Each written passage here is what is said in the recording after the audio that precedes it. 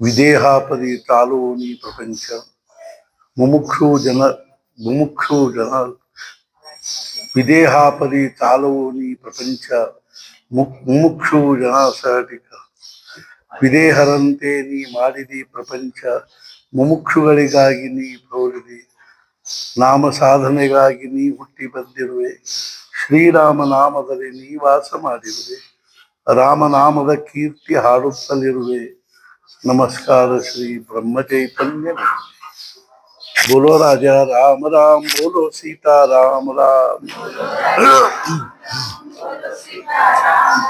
बोलो राजा राम राम बोलो सीता राम बोलो राजा राम राम बोलो सीता राम राम बोलो राजा राम राम बोलो सीता राम राम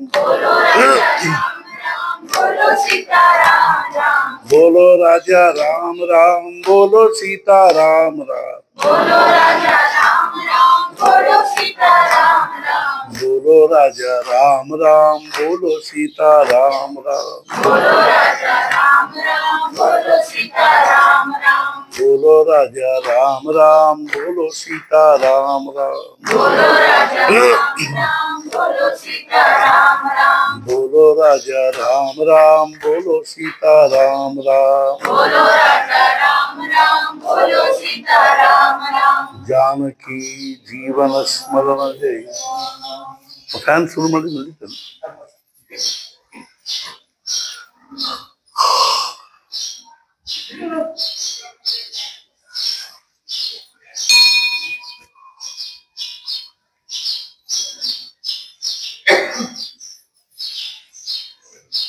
ನಾವು ಆಧ್ಯಾತ್ಮಿಕ ಗ್ರಂಥಗಳಲ್ಲಿ ಆಗಲಿ ಶಾಸ್ತ್ರಗಳಲ್ಲಿ ಬಹಳ ಮುಖ್ಯವಾಗಿ 4 ಶಬ್ದಗಳನ್ನು ಮೇಲಿನ ಮೇಲೆ ಕೇಳ್ತೀವಿ. ಯಾವುವು ಅಂದ್ರೆ ಧರ್ಮ ಅರ್ಥ ಕಾಮ ಮೋಕ್ಷ. ಅವು ಟೆಕ್ನಿಕಲ್ ವರ್ಡ್ಸ್. ಅವು ಈ ಕೆಮಿಸ್ಟ್ರಿ ಒಳಗ ಫಿಸಿಕ್ಸ್ನ್ಯಾಗ ಟೆಕ್ನಿಕಲ್ ವರ್ಡ್ಸ್ ಅಂತ ಇರ್ತಾವ. ಅವು ಸರಿಯಾಗಿ ತಿಳಿದಾಗ ಅಧ್ಯಾತ್ಮದಲ್ಲಿ ಮುಂದೆ ಪ್ರಗತಿ ಆಗ್ತದೆ. ಧರ್ಮ ಅರ್ಥ ಕಾಮ ಮೋಕ್ಷ ಅವಕ್ಕೊಂದು ವ್ಯವಸ್ಥೆ ಅದು.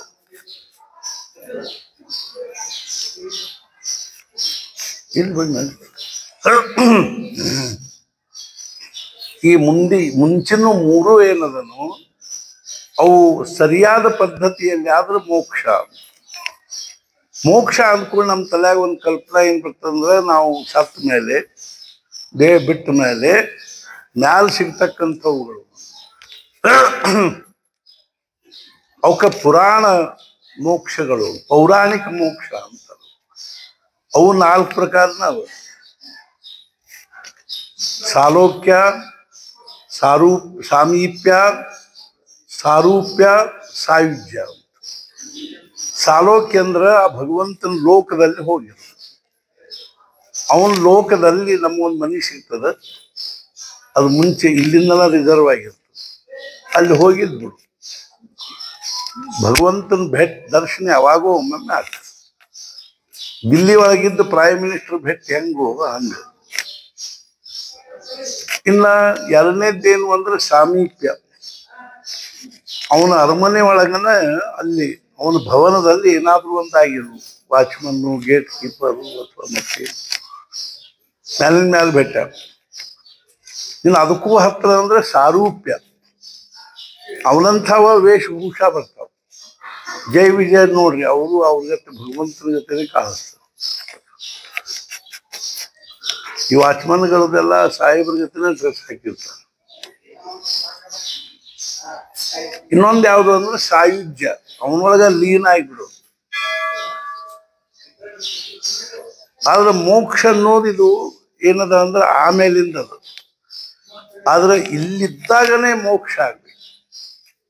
ಮೋಕ್ಷ ಶಬ್ದಕ್ಕೆ ಅರ್ಥ ಏನು ಅಂದ್ರೆ ಬಿಡುಗಡೆ. ಮುಕ್ತಿ ಅಂದ್ರೆ ಏನು? ಬಿಡುಗಡೆ. ನಾವು ಮುಕ್ತ ಆದಿವ್ರಪ್ಪ ಅಂತ. ಅದ್ರಾಗೆ ಆ ಕೆಲಸದಾಗಿಂದ ನಾವು ಮುಕ್ತ ಆದಿವ್ರು, ಬಿಡುಗಡೆ ಹೊಂದಿದ್ವಿ. ಖರೆ ಇಲ್ಲಿ ಬಿಡುಗಡೆ ಆಗೋದು ಎದರಿಂದ? ನಮ್ಮನ್ನು ಯಾರು ಕಟ್ಟಿ ಹಾಕ್ಯಾರೆ? ಎದರಿಂದ ನಮಗೆ ಬಿಡುಗಡೆ ಆಗ್ಬೇಕಾಗಿದೆ? ನಮ್ಮನ್ನು ಒಂದು ಬಹಳ ದೊಡ್ಡ ಇದರಲ್ಲಿ ಹಗ್ಗದಲ್ಲಿ ಕಟ್ಟಿ ಹಾಕ್ಯಾರ. ಹೊರಗಿನಿಂದ ನಮ್ಮನ್ನು ಯಾರು ಕಟ್ಟಿ ಹಾಕಿಲ್ಲ. ಒಳಗೆ ಏನೋ ಒಂದು ವಿಲಕ್ಷಣವಾಗಿರ್ತಕ್ಕಂಥ ಶಕ್ತಿ ನಮ್ಮನ್ನು ಕಟ್ಟಿ ಹಾಕಿ. ಅದಕ್ಕೆ ನಾವೇನಂತೀವಿ ಅಂದ್ರೆ ವಾಸನ ಅಂತ. ವಸಬಂಧನೆ ಧಾತು ಕಟ್ಟಿ ಹಾಕಲ್ಪಟ್ಟಿರುವುದು. ನಾವು ಕಟ್ಟಿ ಹಾಕಲ್ಪಟ್ಟಿವಿ. ನೋಡ್ರಿ, ಬದರಿ ಕೇದಾರಕ್ಕೆ ಹೋಗಿರ್ತೀವಿ. ಲಕ್ಷ ಎಲ್ಲ ಮನೆ ಕಡೆಗೆ ಫೋನ್ಯಾಗ ಚಾ ಕುಡಿದ್ರೇನು, ಊಟ ಮಾಡಿದ್ರೇನು, ಇರುವುದು ಎಲ್ಲಿ ಬದರಿ ಕೇದಾರ?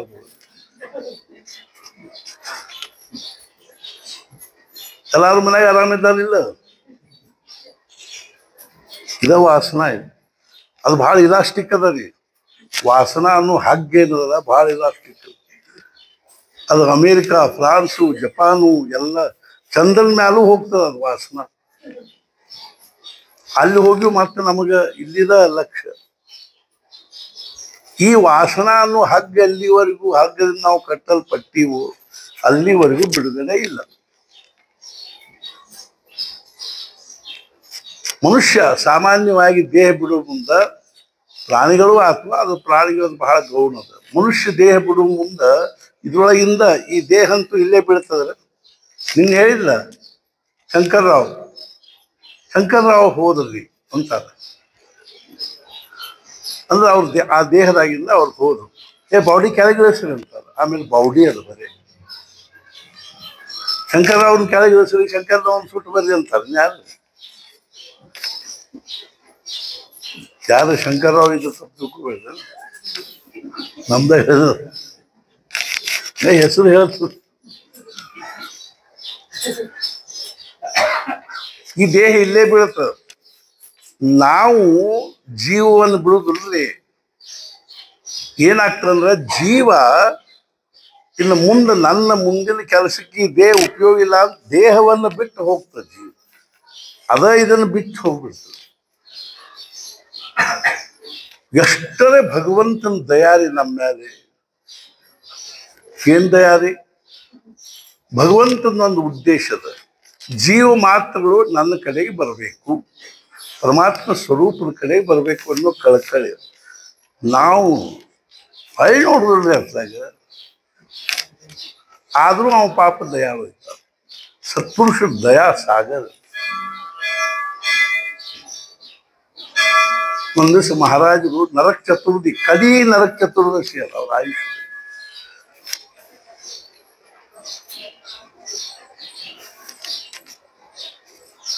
ಅಕ್ಟೋಬರ್ದಲ್ಲಿ ಬರ್ತದೆ ನರಕ ಚತುರ್ದಶಿ. ಮುಂದೆ ನವೆಂಬರ್ದಲ್ಲಿ, ಡಿಸೆಂಬರ್ದಲ್ಲೇ ದೇಹ ಬಿಟ್ಟು 1913 ಇದು ಅದು ನರಕ ಚತುರ್ದಶಿ. ಎಲ್ಲರಿಗೂ ಪತ್ರ ಬರ್ಬಾರ್ದು ಕರೆಸ್ಕೊಂಡು, ಇನ್ನು ಮುಂದೆ ನಮ್ದು ನಿಮ್ದು ಭೇಟಿ ಆಗ್ತದೋ ಇಲ್ಲೋ, ಒಂದ್ಸಲ ಬಂದು ಹೋಗ್ರಿ. ಎಷ್ಟು ದಯಾ ನೋಡ್ರಿ, ಎಷ್ಟು ಕಳಕಳಿ ಅವ್ರಿಗೆ. ನಾವು ಅವ್ರಿಗೆ ಏನ್ ಮಾಡ್ತೀವಿ ಅಂತ ಅವ್ರು ಇಷ್ಟು ನಮ್ಮ ಮಾಡ್ತಾರೆ. ಯಾಕೆ ಅವ್ರು ತಮ್ಮ ದೇಹವನ್ನ ಇಷ್ಟೊಂದು ಸಂಸ್ತಾರೆ, ದಯಾಳು ಇರ್ತಾರೆ.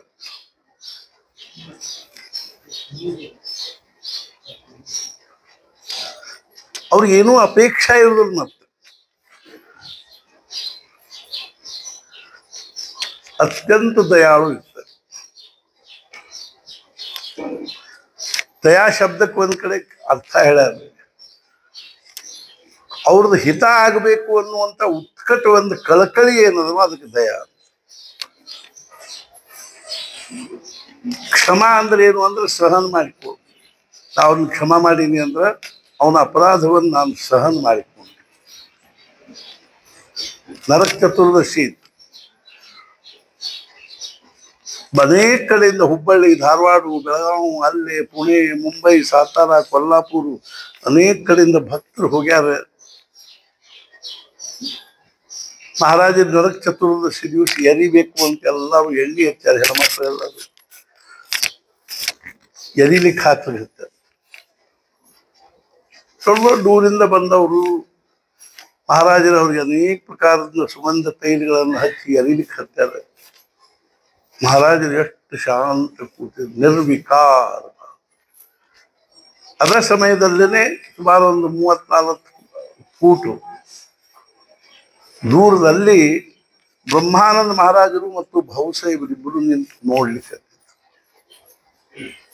ಇಬ್ಬರು ಕಣ್ಣಾಗೂ ನೀರು ಬರ್ಲಿಕ್ಕೆ.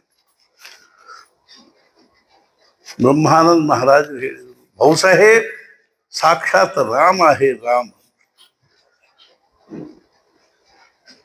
ಆ ಬಹುಸಾಹೇಬರು ಏನಂದ್ರು, महाराज ब्रह्मानंद हुआ तुम्हारा ते राम है पण मला ते महाराज आहे. आवाग महाराज ब्रह्मानंद महाराज दया सागर आहे. ಪ್ರಾಣಿ ಮಾತ್ರಗಳ ವಿಷಯದಲ್ಲಿ ದಯಾ ಇದ್ಕೊ. ದಯಾ ಅಂದ್ರೆ ಏನ್ರಿ ಅದು?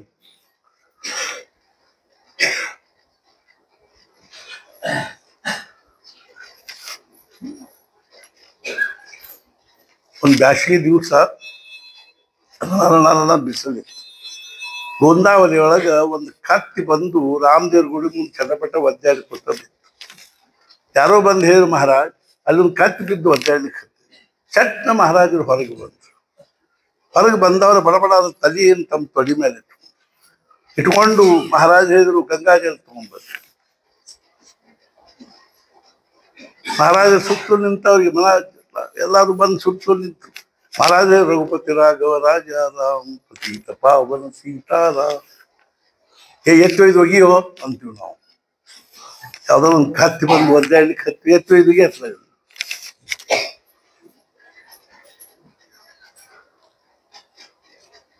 ಬಡಬಡ ಅದ್ರ ಬಾಯ ಗಂಗಾಜಲ್ ಹಾಕಿದ್ರು.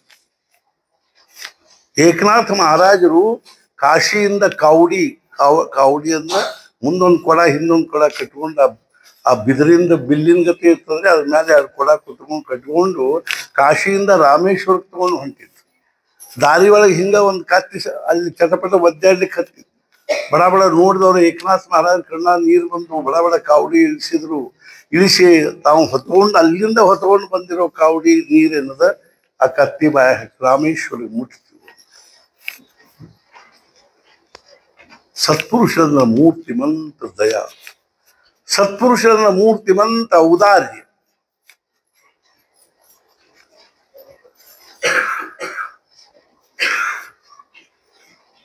ಒಂದು ದಿವಸ ಒಬ್ರು ಮುಕ್ತಾಬಾಯಿ ಅಂತ, ಪ್ರೇಮ್ ಅಂದ್ರೆ ಅಂಥ ಪ್ರೇಮ್ ರೀ ಅವ್ರು.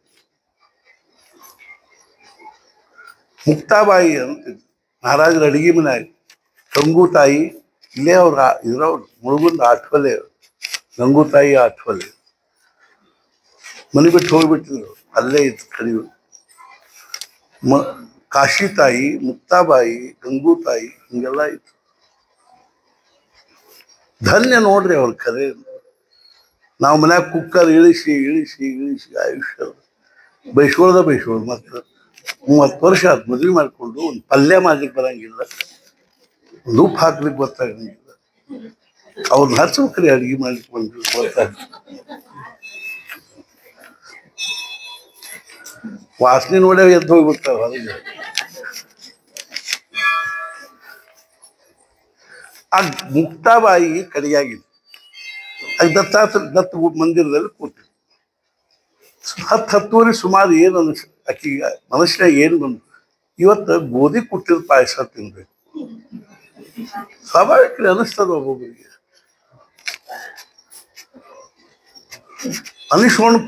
ಅನಿಸಿದ ಕೂಡಲೇ ಮಾಡ್ಲಿಕ್ಕೆ ದರ್ಪಡಿಸ್ಬಾರ್ದು, ಅದು ಫಜಿತ ಆಗ್ತದೆ. ಅವರು ರಾಯರು ಊಟ ಗೀಟ ಎಲ್ಲ ಆಗ್ಯದ, 4 ಗಂಟೆಗೆ ಜಪ ಮಾಡ್ಕೊಂಡು ಕೂತಿದ್ರು. ಒಮ್ಮೆಲೆ ಬೋಂಡಾ ತಿನ್ಬೇಕಂತ ಅವ್ರಿಗೆ ಬಂದು ಅಡಿಗೆ ಮನೆ ಹಣಿಕೆ ಹಾಕಿದ್ರು. ಏನ್ತೇನು ಮಾಡ್ಲಿಕ್ಕೆ ಹತ್ತಿತ್ತು.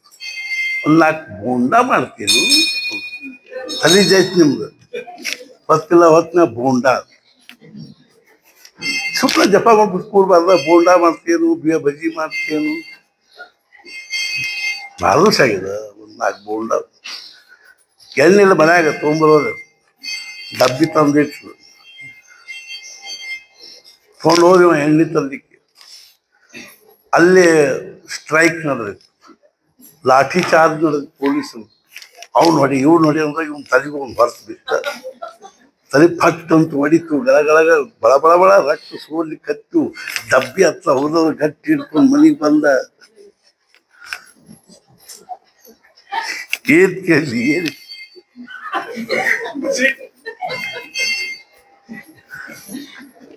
ಇದೆಲ್ಲ ಏನಿರ್ತು ಡಬ್ಬೆ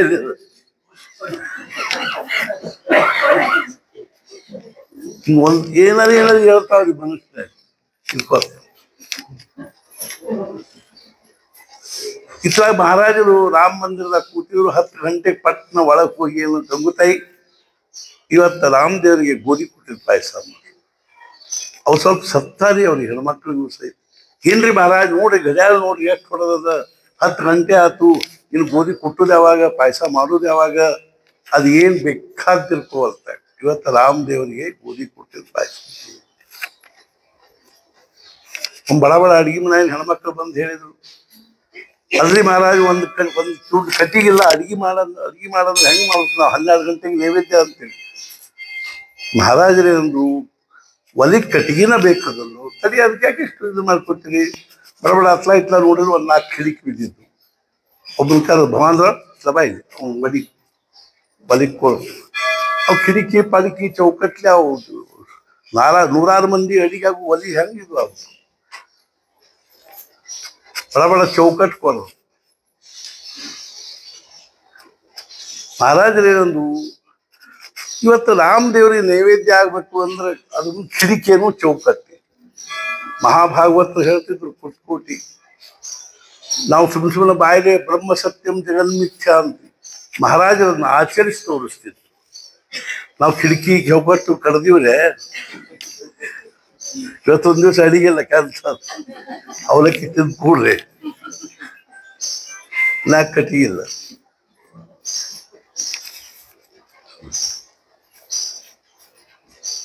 ಒಂದು ದಿವಸ ಭಾವು ಸಾಹೇಬರ್ ಇಂಜಿನಿಯರ್, ಸಿವಿಲ್ ಇಂಜಿನಿಯರು. ಮಹಾರಾಜರು ಅವ್ರಿಗೆ ಏನಂದ್ರು, ಭಾವು ಸಾಹೇಬ್ ಒಂದು ಅಗ್ನಿ ಉತ್ತಮ ಚೌಕಟ್ಟು ಮಾಡಿಸಿದೆ. ಹ್ಞೂನ್ರಿ ಅಂತ ಅವ್ರು ತಿಂಗಳಾನುಗಟ್ಟಲೆ ಧರ್ಪಡಿಸಿ ಒಂದು ಚೌಕಟ್ಟು ರೆಡಿ ಮಾಡಿ ಮಹಾರಾಜರು ಸಹಜ ಹತ್ಲಾಕ ಹೋದ್ರು. ಭಾವು ಸಾಹೇಬರು ಇದ್ದಿದ್ದಿಲ್ಲ, ಬಡ್ಗ್ಯಾನಕ್ಕೆ ಬಾಯಿಲ್ಲ, ಇವ್ನು ಪರದ ಬೆಳೆ ಎರಡು ನಡಕ್ಕೆ ಗಾಬರಿ ಆದ್ರ ಬಡಿಗ. ಅಲ್ರಿ ಮಹಾರಾಜ್ ಭಾವು ಸಾಹೇಬ್ರು ದೀಡ್ ತಿಂಗಳ ಆತಂದ ಹೆಂಗ್ ಕೊರೆದು ಬಿಟ್ರು. ಭಾವು ಸಾಹೇಬ್ರ ಇಷ್ಟ ಹೆಂಗೆ, ಆ ಭಾವು ಸಾಹೇಬ್ರ ಬಗ್ಗೆ, ಆನಂದ್ ಸಾಹೇಬ್ರ ಬಗ್ಗೆ ಹೇಳ್ಬೇಕು. ಭಾವು ಸಾಹೇಬ್ರು ಒಂದು ನೋಡಿದ್ರು ಚೌಕಟ್ಟು ಗಾಬರಿದವ್ರು, ಏನೋ ಇದ್ಯಾಕೆ ಬರುತ್ತೆ. ಮಹಾರಾಜರು ಹೇಳಿದ್ರಿ ಮಹಾರಾಜರು ಹೇಳಿದ್ರ ಹಂಗಾರೆ ಬರೋಬ್ಬರಿ. ವಾ ನಾ ಯಾಕೆ ಹೇಳ್ತೀನಿ ಅಂದ್ರೆ ಸತ್ಪುರುಷರು ಅಂದ್ರೆ ಸತ್ಪುರುಷರ ದೇವ್. ಗೊಂದಾವರಿ ಬರಗಾಲ ಬಿದ್ದಿತ್ತು, ಒಟ್ಟ ಒಂದು ಹನಿ ಮಳೆ ಇಲ್ಲ, ಬಡಬಗ್ಗರು ಸಾಯ್ಲಿಕ್ಕೆ ಹತ್ತು, ದನಕರಗಳು ಸಾಯ್ಲಿಕ್ಕೆ ಹತ್ತು. ಮಹಾರಾಜರು ಏನ್ ಮಾಡಿದ್ರು ಅಂದ್ರೆ ಬರಗಾಲ ಕಾಮಗಿರಿ ಶುರು ಮಾಡಿದ್ರು. ಸರ್ಕಾರದವ್ರು ಮಾತ್ರ ಅಲ್ಲ, ಬರಗಾಲ ಕಾಮಗಿರಿ ಅಂತ. ಏನ್ ಕಾಮಗಿರಿ ರೀ, ನಾವು ನೀವು ತಲೆ ಹಾಕೋದು ಬ್ಯಾಡ್ರಿ, ಇವನ್ನೆಲ್ಲ ತಲೆ ಕೆಟ್ಟ ಹೋಗ್ತದ. ಹಂಗ ಶ್ರುತಂ ಹರತಿ ಪಾಪ ಅಂತ ಕೇಳಿ ಬಿಟ್ಟು ಬಿಡುದು ಅಷ್ಟ. ನಾವು ಬರೇ 4 ದಿವಸದಾಗ ಮಹಾರಾಜ್ ಚರಿತ್ರೆ ಓದಿ ಕಾಲೇಜ್ ಬಿಟ್ಟು ಮನೆ ಬಿಟ್ಟು ಓಡಿ ಹೋಗ್ಬಿಟ್ಟಿದ್ದೆ.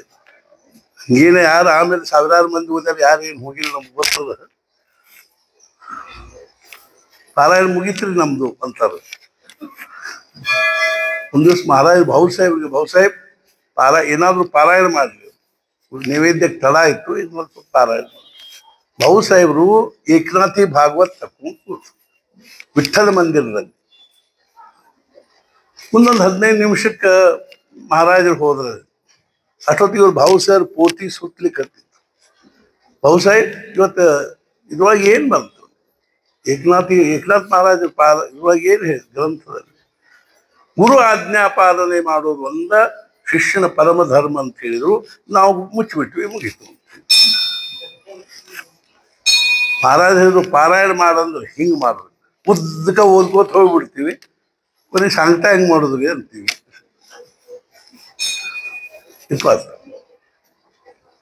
ಅರ್ಥಾತ್ ಏನು ಅಂದ್ರೆ 12 ಗಂಟೆಗೆ ರೆಡಿ ಆತ. ಏನು ಇದು ಕೊಟ್ಟಿದ್ದ ಪಾಯಸ.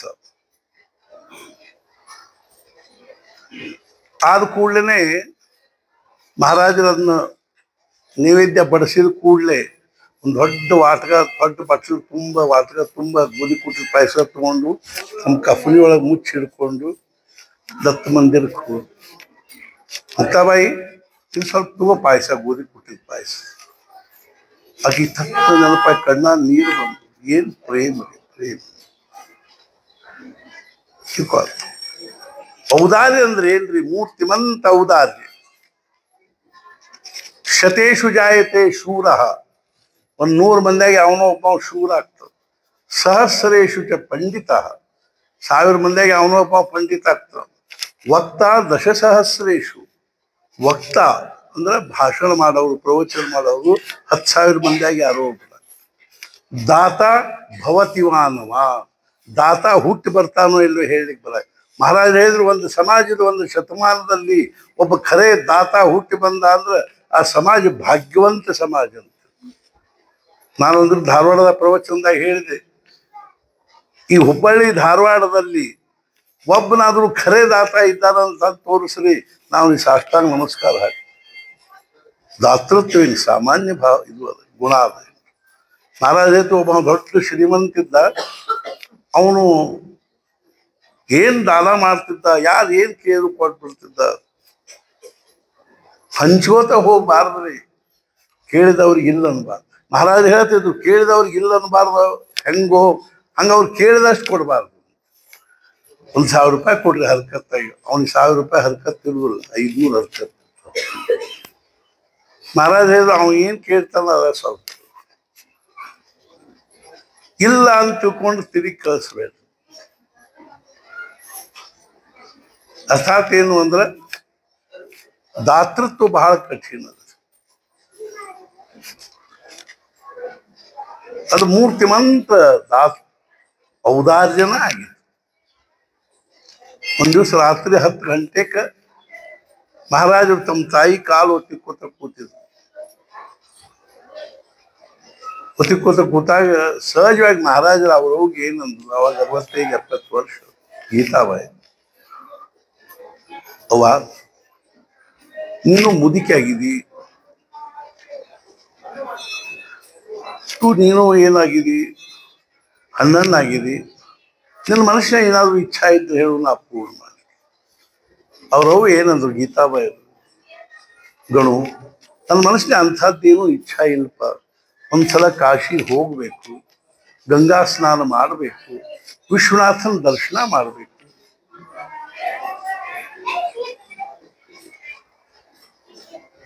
ಇಷ್ಟ ನನ್ನ ಮನಸ್ಸಿನಾಗ. ಅಂದ ಕೂಡಲೇ ಮಹಾರಾಜರು ಹಂಗ ತಯಾರಿ ಮಾಡು. ಮರುದಿವಸದಿಂದ ಅನೇಕರಿಗೆ ಪತ್ರ ಬರೋ ಖರ್ಚು. ಪತ್ರ ಬರೆದು ಕರೆಸಿಕೊಂಡ್ರು. 100 ಮಂದಿನ ಕಟ್ಕೊಂಡು ಮಹಾರಾಜರು ಕಾಶಿ ಹೊಂಟ್ರು. ಊರಾಗಿನ ಮಂದಿ ಎಲ್ಲರೂ ಸೇರಾರ. ಇವತ್ತು ಗೀತಾಬಾಯರ್ ಕಾಶಿ ಹೊಂಟಾರ. ಗೀತಾಬಾಯರ್ ಕಾಶಿ ಒಂದು ಗಾಡಿ, ಒಂದು ಚಕಡಿ, ಕೋರೆಗಾಂವ್ ತನಕ ಚಕಡ್ಯಾಗ ಹೋಗ್ಬೇಕಾಗ್ತಿತ್ತು. 18 ಮೈಲು. ಒಂದು ಗಾದಿ ಹಾಸಿ ಅವ್ರ ಅವನ್ನ ತೆಕ್ಕೆ ಇಟ್ಟು ಕೂಡಿಸಿ ತಾವು ಮಗ್ಗಲ್ದ ಬಂದು ಕೂತು. ಇನ್ನೇನು ಗಾಡಿ ಬಿಡಬೇಕು ಅನ್ನೋದಕ್ಕನ್ನ ಅವ್ರವ್ರು ಏನು ಗಣು ತುಂಬಿದ ಮನೀಪ. 60 ಎಕರೆ ಹೊಲ ಇದ್ದು ಅವ್ರು. ಮನೆಯೊಳಗೆ ಸಾಕಷ್ಟೆಲ್ಲ ಪಾತ್ರೆ, ಪಡಗ, ಬಂಗಾರ, ಬೆಳ್ಳಿ ಎಲ್ಲ ಇತ್ತು, ವಸ್ತ್ರ ತುಂಬಿದ ಮನೀಪ. ದೂರದ ಪ್ರವಾಸ ಎಂದು ಬರ್ತೀವೋ ಯಾರಿಗೂ ಗೊತ್ತು. ಸ್ವಲ್ಪ ಮನೆ ಕಡೆ ಲಕ್ಷ್ಯ, ಮನೆ ಕಡೆ ಏನಾದರೂ ವ್ಯವಸ್ಥೆ ಮಾಡು.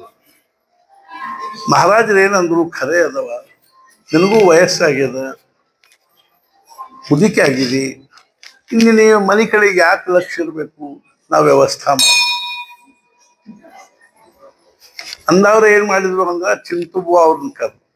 ಚಿಂತುಬುವ ಅಂದ್ರೆ ಸಂಕಲ್ಪ ಹೇಳ್ತೀವಿ. ಚಿಂತುಬುವ ಮಮ್ಮ ತನಕ ತನ್ನಿಂದ ಸರಿ, ಮುಂದೇನು ಗೊತ್ತಿಲ್ಲ. ಮಹಾರಾಜ ಹೇಳಿದ್ರು, ಈ ಮನೆಯೊಳಗಿರ್ತಕ್ಕಂಥ ಎಲ್ಲಾ ವಸ್ತುಗಳನ್ನ ನಾನು ಇಲ್ಲಿ ನಿಂತಿರೋ ಜನರಿಗೆ ದಾನ ಮಾಡಿದ್ದೆ. ನಮ್ಮಂಥವ್ರು ನಿಂತಿದ್ದು ನೋಡ್ರಿ. ಹೇಳ್ತೀನಿ, ಒಳಗ್ ಹೊಕ್ರು ಹೇಳ್ತೀನಿ. ಹಳಿಕೊಬ್ಬ ಕಸ ಹುಡಿ ಕಸವರ್ಗಿನೂ ತಗೊಂಡು ಹೋಗ್ಬೇಕು. ನಾವು ಧಾರವಾಡದಿಂದ ಬೆಳಗಾವ್ ಹೊಂಟಿದ್ವಿ. ಅಲ್ಲಿ MK ಹುಬ್ಳಿ ಹತ್ರ ಒಂದು ರಿಫೈನ್ಡ್ ಆಯಿಲ್ ಟ್ಯಾಂಕರು ಉಳ್ಳಿತ್ತು. ಆಯಿಲ್ ಅಕ್ಷರಶಃ ಕಾಲುವೆ ಒಳಗೆ ಹರಿತಿತ್ತು. ಹೇಳ್ತೀನಿ ನಿಮ್ಗೆ, ಸುತ್ತಮುತ್ತ ಹಳ್ಳಿ ಮಂದಿ ಹಂಡೆ ಕೊಳಗ ತಪ್ಪೆ ಕೊಳ ಅರ್ಥಾತ್ ಪಾತೇಲಿ ಮನ್ಯಾಗ ಏನಿತ್ತು ಅವನ್ನೆಲ್ಲ ತಂದು ಒಬ್ಬ ಸೌಂಡ್ ತಗೊಂಬಂದ. ನಾವು ಬಸ್ನಿಂದ ಇಳಿದು ನೋಡ್ಕೊತ ನಿಂತಿದ್ವಿ. ಅಲ್ಲೋ ಸೌಂಡ್ ಯಾಕೆ ತಂದಿಯೋ? ಏನ್ ಬಿಡ್ರಿ, ಅದು ನಿಮ್ಗೆ ಗೊತ್ತಾಗೋದಿಲ್ಲ, ಒಗ್ಗರಣೆ ಯಾಕತ್ತೀರಿ ಅಂತ.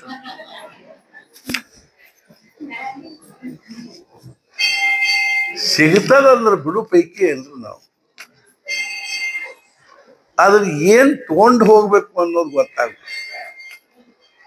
ಒಂಥರ ಗೊಂದಾವಲಿಯಲ್ಲಿ ಏನಾತಂದ್ರೆ, ಅವತ್ತೇನೋ ವಿಶೇಷ ಇತ್ತು. ಉಂಡಿ ಮಾಡಿದ್ರು, ಬೇಸನ್ ಉಂಡಿ ಮಾಡಿದಾಗ ಸಹಜವಾಗಿ ಮಧ್ಯಾಹ್ನ ಊಟ ಹುಡುಗಿ ಆದ ಬಳಿಕ ಒಂದಿಷ್ಟು ಬೇಸನ್ ಉಂಡಿ ಹೋಗಿ ಒಬ್ಬ ಹೆಣ್ಮಗಳು ಹಿಂಗೆ ಬರೋ ಮುಂದೆ ಉಂಡಿ ನೋಡಿದ್ರು. ಆಕಿ ಪಟ್ನ ತಲೆಯಾಗ ಏನ್ ಬಂತು, ಮನೆಯಾಗ ಮಕ್ಕಳು ಪಾಪ ಅವಕ್ಕೂ ಒಂದು 4 ಉಂಡಿ ಒಯ್ದ್ರಾತು ಅಂತ ತಿಳ್ಕೊಂಡು ಅವಾಗ ನೋವಾರಿ ಉಟ್ಕೋತಿದ್ರು ನೋಡಿ. ಇಲ್ಲೊಂದು ಕಚ್ಚಿರ್ತಿತ್ತು. ಆಕೆ ಬಳ ಒಂದು 10-12 ಆ ಶುರುತನ ಆತು ಅಂದ್ರೆ ಅದಕ್ಕೇನು ಮರಿ ಇದು ಉಳಿತದೆ.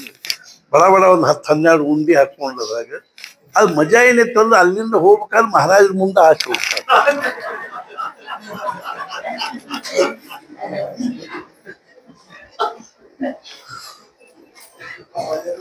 ಆಕೆ ಅಗ್ದಿ ಸಾವಕಾಶ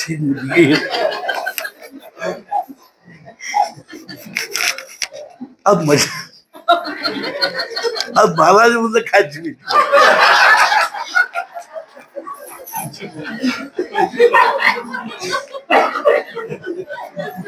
ಉಂಡೆಲ್ಲ ಬಿದ್ಬಿಟ್ಟು. ಮಹಾರಾಜ ನಿಜವಾಗಿಯೂ ದಯಾಳು ರೀ. ಅವ್ರು ಯಾರಿಗೂ ಅಪಮಾನ ಆಗುವಂಗೆ ಮಾಡ್ತಾರೆ. ಅವಾಗ ಮಹಾರಾಜರು ಅಷ್ಟು ಶಾಂತವಾಗಿ, ಉಳಿದವರೆಲ್ಲರೂ ಕೊಳ್ಳನ್ನ ಪಾಪ ಹೆಣ್ಮಗಳು ಎಷ್ಟು ಅಸಹ್ಯಾಗಿರ್ತೀವಿ. ಮಹಾರಾಜರು ತಾಯಿ ಅವನು ಹತ್ತು ಏನು ಇದನ್ನು ಮಾಡ್ಕೋಬೇಡ ಅವನು. ಆಮೇಲೆ ಮಹಾರಾಜರು ಹೇಳಿದರು, ನೀವು ಇಲ್ಲಿ ಬಂದು ಏನು ಒಯ್ಬೇಕು ಅನ್ನೋದು ನಿಮಗೆ ಗೊತ್ತಾಗದೆ ಇದ್ರು ಇಲ್ಲಿ ಬಂದು ಏನು ಮಾಡಿದಂಗಾಯ್ತು. ಗೊಂದಾವಲಿಗೆ ಬಂದು, ವೆಂಕಟಾಪುರಕ್ಕೆ ಬಂದು, ಹೆಬ್ಬಳ್ಳಿಗೆ ಬಂದು ನಮಗೆ ಏನು ತಗೊಂಡು ಹೋಗ್ಬೇಕಾಗಿದೆ ಅನ್ನೋದು ಗೊತ್ತಾಗದೆ ಇದ್ರು ಏನು. ಬಡ ಮನೆ ಖಾಲಿ ಆಯ್ತು. ಮನೆ ಖಾಲಿ ಆದ ಕೂಡಲೇ ಗೀತಾಬಾಯಿ ಪಾಪ ಬಾಯಿ ತಕ್ಕೊಂಡು ನೋಡ್ಕೊಂಡು ಕೂತಿದ್ರು. ಗಾಬರಿ ಆಗಿಬಿಟ್ರು ಅವರು. ಗುಣು, ಛೇ ನಿನ್ನ ಸ್ವಭಾವ ಹೋಗಿಲ್ಪ. ಯಾಕವ? ಅಲ್ಲೋ ನೀನು ಯಾವಾಗ ಏನ್ ಮಾಡ್ತಿ ಹೇಳಿಕೆ ಬರಂಗಿಲ್ಲ. ಹೋಗ್ಬಿಡ, ಏನ್ ಮಾಡ್ತಿ ತಗೊಂಡು. ನಿನ್ಗೆ ಯಾಕಿತ್ಲ ಮನೆ ಕಡೆ ಲಕ್ಷ ಇರ್ಬೇಕು? ನಿನ್ಗೆ ಮತ್ತೆ ಕಾಶಿ ಪಾಶಿ ಹೊಂಟ್ರಲ್ಲ, ಇದು ಮಾಡಿ ಹೋಗ್ಬೇಡ. ಆಮೇಲೆ ಬಂದ್ಬೇಕು ವೆಂಕಟಾಪುರದಾಗ ಇರ್ಬೇಕು.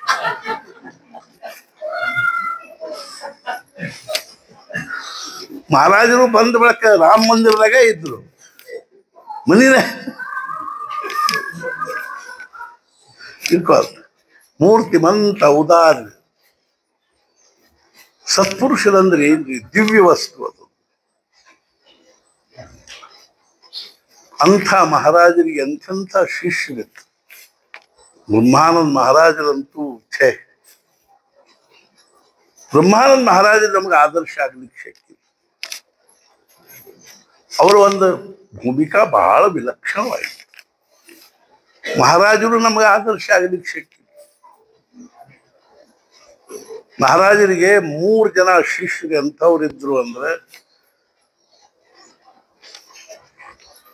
ಬ್ರಹ್ಮಾನಂದ ಮಹಾರಾಜರು, ಆನಂದ ಸಾಗರರು, ಭಾऊ ಸಾಹೇಬ್.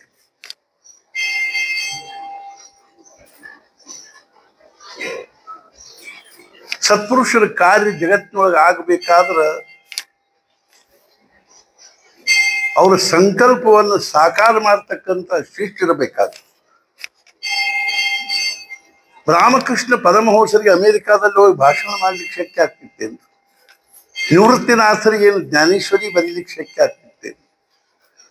ಆದ್ರೆ ನಿವೃತ್ತಿನಾಥರು ಕೂತ ಅನುಗ್ರಹ ಮಾಡಿದ್ರೆ ಮಾತ್ರ ಜ್ಞಾನೇಶ್ವರಿ ಬರಲಿಕ್ಕೆ. ರಾಮಕೃಷ್ಣ ಪರಮಹಂಸರು ಅನುಗ್ರಹ ಮಾಡಿದ್ರು ಅಂತ ವಿವೇಕಾನಂದಲ್ಲಿ ಹೋಗಿ ಭಾಷಣ. ಒಂದ್ ದಿವ್ಸ ಅವ್ರಿಗೆ ಎಲ್ಲ ವಿಚಾರ ಮೂರಂಗ ಆದವು ವಿವೇಕಾನಂದ ಅಮೆರಿಕಾದಲ್ಲಿ. ನಾಳೆ ಏನು ಹೇಳಿ ನಾನು ಅನ್ಸುವಂಗಾಯ್ತು. ಒಂದ್ ದಿವ್ಸ ಸುಮ್ಮನೆ ಶಾಂತ ಕೂತಿದ್ರು. 2 ಖೋಲಿ ರೂಮ್ ಮನಿ ಅದು. ನಾಳೆ ಯಾವ ವಿಷಯ ತಗೊಳ್ಳಿ? ಅಷ್ಟೊತ್ತಿಗೆ ಇತ್ಲಾ ನೋಡಿದ್ ಕೂಡ ಮಗ್ಗಲ್ ಖೋಲಿಯಾಗ ಸಾಕ್ಷಾತ್ ರಾಮಕೃಷ್ಣ ಪರಮ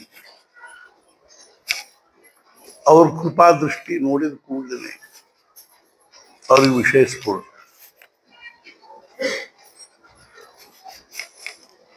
ಆದ್ರಿಂದ ಮನುಷ್ಯ ಜೀವನದಲ್ಲಿ ಮುಖ್ಯವಾಗಿ ಸದ್ಗುರುಗಳ ಹೊರತಾಗಿ ಬೇಡಪ್ಪ. ಗುರುಕೃಪಾ ಹಿ ಕೇವಲಂ ಶಿಷ್ಯ ಪರಮಂ ವಿತ್ತ ಬಲಂ ಚಿತ್ತ ಬಲಂ ದೇಹ ಬಲಂ ಗೇಹ ಬಲಂ ತದ್ವಿನಾ ತು ಸರ್ವ ಬಲಂ ನಿಷ್ಫಲಂ ಗುರುಕೃಪಾ ಹಿ.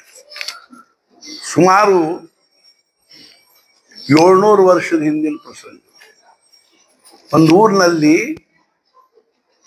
ಒಂದು ಮನೆಯೊಳಗೆ ಒಬ್ಬ ಕುಂಬಾರನ ಮನೆಯೊಳಗೆ ಸಂತರ ಒಂದು ಇದು ಸೇರಿತ್ತು, ಸತ್ಸಂಗ ನಡೆದಿತ್ತು.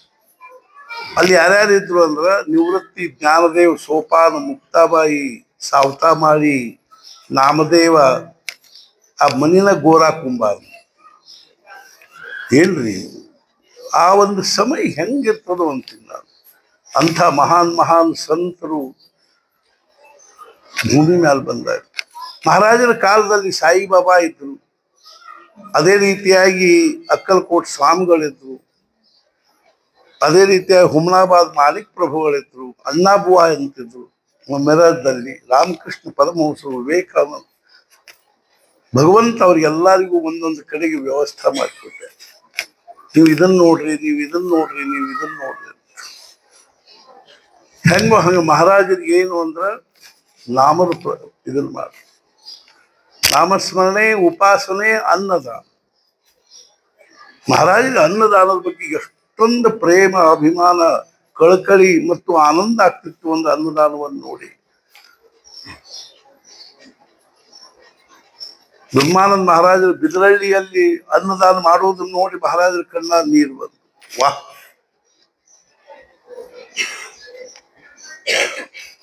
ಒಂದ್ಸಲ ಮಹಾರಾಜರು ಕಾಗವಾಡಕ್ಕೆ ಹೋಗಿದ್ರು. ಅಲ್ಲೊಬ್ಬ ಅರ್ಥಾತ್ ಏನು ಅಂದ್ರೆ ಪಾರ್ಸಿ ಮನುಷ್ಯ ಇತ್ತು. ಅವೇನಲ್ಲ, ಮಹಾರಾಜ್ ನನ್ನೊಂದು ಬಟ್ಟಿ ಗಿರಡಿ ಅದ, ತಾವು ಬರ್ಬೇಕು. ಮಹಾರಾಜರನ್ನು ಬರ್ತೀನಿ, ಆದ್ರೆ ದೊಡ್ಡ ಪ್ರಮಾಣದಲ್ಲಿ ಅನ್ನದಾನ ಮಾಡ್ಬೇಕು. ಆಯ್ತು. ಅವ ಅನ್ನದಾನ ಮಾಡಿದ್ದನ್ನು ನೋಡಿದ್ರೆ ಮಹಾರಾಜ ಕಣ್ಣ ನೀರು ಬಂದು ಅವ್ರಂದ್ರು, ವಾಹ್, ಏನ್ ಬೇಕಾದ್ ಕೇಳ್ಕೊಡ್ತೀನಿ. ಉಳಿದ ಎಲ್ಲಾ ದಾನಗಳಲ್ಲಿ ದಾನವನ್ನು ಸ್ವೀಕಾರ ಮಾಡ್ತಕ್ಕಂಥ ಮನುಷ್ಯನಿಗೆ ಸಮಾಧ ತೃಪ್ತಿ ಆಗುವುದಿಲ್ಲ. ಬೇಕಾದಷ್ಟು ಕೊಡೋಣ. 100 ಕೊಟ್ರೆ 500 ಕೊಡ್ಲಿಕ್ಕೆ ಏನಾಗಿತ್ತು ಅಂತ. 500 ಕೊಟ್ರೆ ಏನಿರ್ರಿ, ಅವ 1000 ರೂಪಾಯಿ ಏನಾಗಿ. ಮತ್ತೆ ಕೊಡೋರು ಅಂಥವ್ರು ಇರ್ತಾರೆ. ಇವ್ರೇನ ಕೈ ಬಿಚ್ಚಿ ಕೊಡೋರು ಇರೋದೇ ಇಲ್ಲ. ಒಬ್ಬ ಹೆಣ್ಮಗಳು ಭಟ್ರಿಗೆ ಫೋನ್ ಮಾಡಿದ್ಲು, ನಾವು ಗೋದಾನ ಮಾಡ್ಬೇಕಂತ ಮಾಡೀನಿ, ಬರ್ರಿ. ಅವಾಗ ಅನ್ನಿಸ್ತು, ಒಂದು ಆಕಳು ಬಂತು, ಸಣ್ಣ ಹುಡುಗಿ ಹಾಲರಿ ಆಗ್ತದೆ, ಲೀಟರ್ 2 ಲೀಟರ್ ಬರೋದನ್ನು ಸ್ಕೂಟ್ರ್ ಮೇಲೆ ಬಂದ ಒಂದೆಲ್ಲ ಅದು ಜಿಮ್ ಪ್ಯಾಂಟು ಬುಷರ್ಟು ತೆಗೆದಿಟ್ಟು ಮಡಿ ಉಟ್ಕೊಂಡು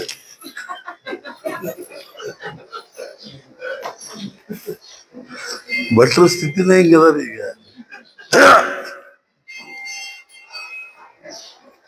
ನಾವು ಧಾರವಾಡದಾಗ ಒಂದು ವೈದಿಕರದ ಸಭಾದಾಗಿ ಮಾತಾಡಿದ್ವಿ. ಪ್ಯಾಟ್ಯಾಗಿ ನೋಡಿದ್ರು ಅವ್ರನ್ನ ಹೆಂಗ್ ಕಾಣಿಸ್ಬಿಟ್ರು. ವಾ, ಏನ್ ವೈದಿಕ ಬ್ರಾಹ್ಮಣರಿ.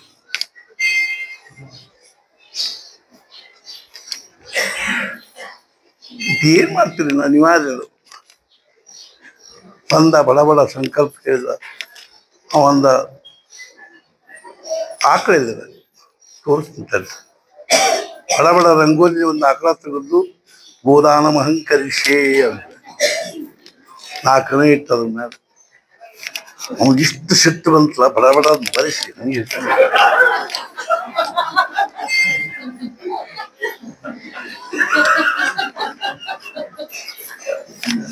ಏನ್ ಬೇಡಲ್ರಿ, ಗೋಲಾಲ್ ಮಾಡ್ತೀನಿ ಬಾ, ಬಿಟ್ಟದ್ ಬಿಟ್ಟು ಕೆಲಸ ಆಗ್ಯಾವ, ಹಾಕುದು ಬಾ, ತುಟ್ಟಿಯಾಗ್ಯಾವ, 40-45 ರೂಪಾಯಿ ಬೀಳ್ತಾವ, ಒಂದು ಸಾಲ ಸಿಕ್ಕರು ಸಾಕು. ಒಬ್ಬ ಫೋನ್ ಮಾಡಿದ್ದು, ನಾನು ಸ್ವಲ್ಪ ಭೂದಾನ ಮಾಡ್ಬೇಕಂದ್ ಹೇಳ್ತೀನಿ. ಅವಾಗ ಎಷ್ಟು ಖುಷಿ ಆಗ್ತಂದ್ರೆ, ಒಂದು ಸಾಲ ಪ್ಲಾಟ್ 1 ಗುಂಟೆ ಸಿಕ್ಕರು ಬೇಕಾದಷ್ಟು ಆಗ್ತಂತ ಬಡ ಬಡ ಬಂದ ಸಂಕಲ್ಪ ಮಾಡಿಸಿದ. ಎಲ್ಲಿದ ರೀ ಪ್ಲಾಟು, ಏನು ಜಮೀನು, ಎಲ್ಲಿ ತೋರಿಸಿಂತಾಗ ಬಡ ಬಡ ದನ್ನಿ ತುಂಬ ಒಂದು ಎರಿ ಮಣ್ಣು ಹಾಕಿ ಒಂದು ಭೂದಾನ ಅಹಂಕರಿಸಿ ನಮ್ಮಂತರಾಗಿದ್ರೆ ಆಕಿ ಮಾರಿನೆಲ್ಲ ಉಜ್ಜಿ ಹೋಗಿ. ಮಹಾರಾಜ್ ಹೇಳಿದ್ರು, ಅನ್ನದಾನ ಒಂದೇ ಒಂದು ದಾನ ಎಂಥದ್ದು ಕೂಡಿಸಿ ನಾವು ಊಟಕ್ಕೆ ಹಾಕ್ಲಿಕ್ಕೆ ಸಾಕು ಸಾಕು ಸಾಕು ಅನ್ನೋ ಶಬ್ದ ಕೇವಲ ಅನ್ನದಾನದಲ್ಲಿ ಮಾತ್ರ. ಅನ್ನದಾತ ಸುಖೀ ಭವ, ಅನ್ನದಾನ ಭಾಷೆ. ಬ್ರಹ್ಮಾನಂದ ಮಹಾರಾಜರು ಅನ್ನದಾನ ಮಾಡೋದು ನೋಡಿ ನಮ್ಗೆ ಮೊನ್ನೆ ಹೇಳಿದ್ಲ, ಕಡಬ್ ಬಳಸ್ಲಿಕ್ಕೆ ಹತ್ರ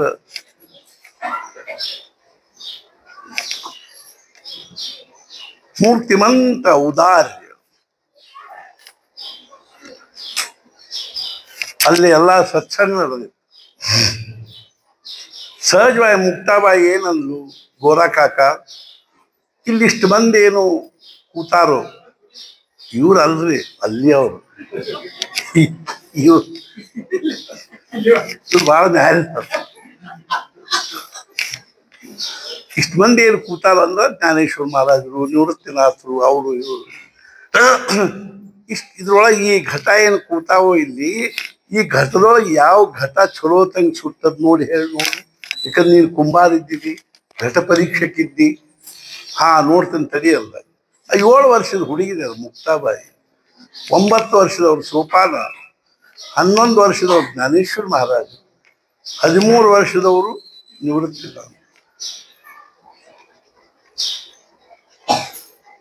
ಬಡ ಒಂದು ಗಡಿಗೆ ಪಡೆಯೋದು ಒಂದು ಇದು ಇರ್ತದೆ ನೋಡಿ, ಪಟ್ಟಿ. ಅವ್ ಹೆಂಗ್ ಮಾಡ್ತಾನೆ, ಒಳಗೆ ಒಂದು ಕೈ ಇಟ್ಟು ಮ್ಯಾಲ ಬಡಿತಿರ್ತಾರ.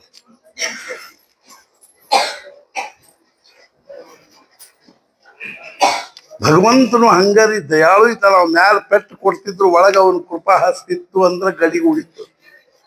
ಅವ್ ಒಳಗೆ ಕೃಪಾ ಹಸ್ತಿಟ್ಟನ ಮ್ಯಾಲ ಬಡದು ಆಕಾರ ಕೊಡ್ತಿತ್ತು. ನಮ್ಗೆ ಅದು ಕಲ್ಪನಾ ಇದು. ಅವನು ಪ್ರತಿಯೊಂದು ಪೆಚ್ಚಿನೊಳಗೂ ನಮ್ಮ ಜೀವನ ನಿರ್ಮಾಣ ಆಗ್ತದೆ ಅನ್ನೋ ಕಲ್ಪನಾ ಇಲ್ಲ. ನಾವು ಬರೀ ಆಯುಷ್ಯ ಆರಾಮ್ ಮಲ್ಕೊಂಡು ಕಳಿಬೇಕು. ನಮ್ಮ ಭಾರತೀಯ ಸಾಧು ಸಂತದ ಬಹಳ ದೊಡ್ಡ ವೈಶಿಷ್ಟ್ಯ ಏನು ಅಂದ್ರೆ, ದೇ ಮೇಕ್ ಪಾವರ್ಟಿ ಫ್ಯಾಷನೇಬಲ್. ಅವ್ರು ಬಡತನವನ್ನು ಭೂಷಣ ಅಂತ ತಿಳ್ಕೊಂಡ್ರು. ನಾವಿವತ್ತು ಶ್ರೀಮಂತಿಕೆ ಬೆನ್ನು ಹತ್ತಿ ಬಿಟ್ಟಿವಿ, ಏನ್ ಮಾಡಿ ಕಳಿಸ್ಲಿ, ಬೇರೆ ವಿಚಾರ ಇಲ್ಲ.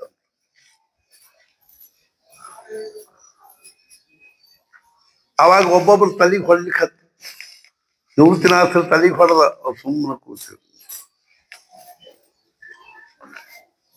ಜ್ಞಾನೇಶ್ವರ ಆತು, ಸೋಪಾನ ಆತು, ಸಾವತಾ ಮಾಡಿ ಅಂದ್ರೆ ಅವ್ರು ತೋಟಿಗ.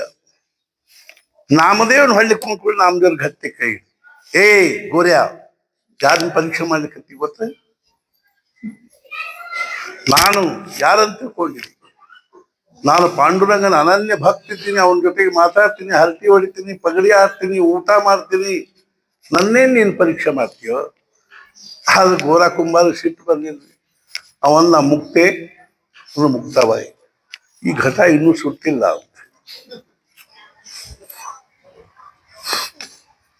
ನಾಮದೇವ್ಗೆ ಅಪಮಾನ ಆದಂಗಾಗಿ ಚಟ್ ಅಂತೆದ್ದು ಪಾಂಡುರಂಗನ ಕಡೆಗೆ ಹೋದ. ಪಾಂಡುರಂಗ ಇವತ್ತು ಸಂತರ ಸಭಾದ ಅಪಮಾನ.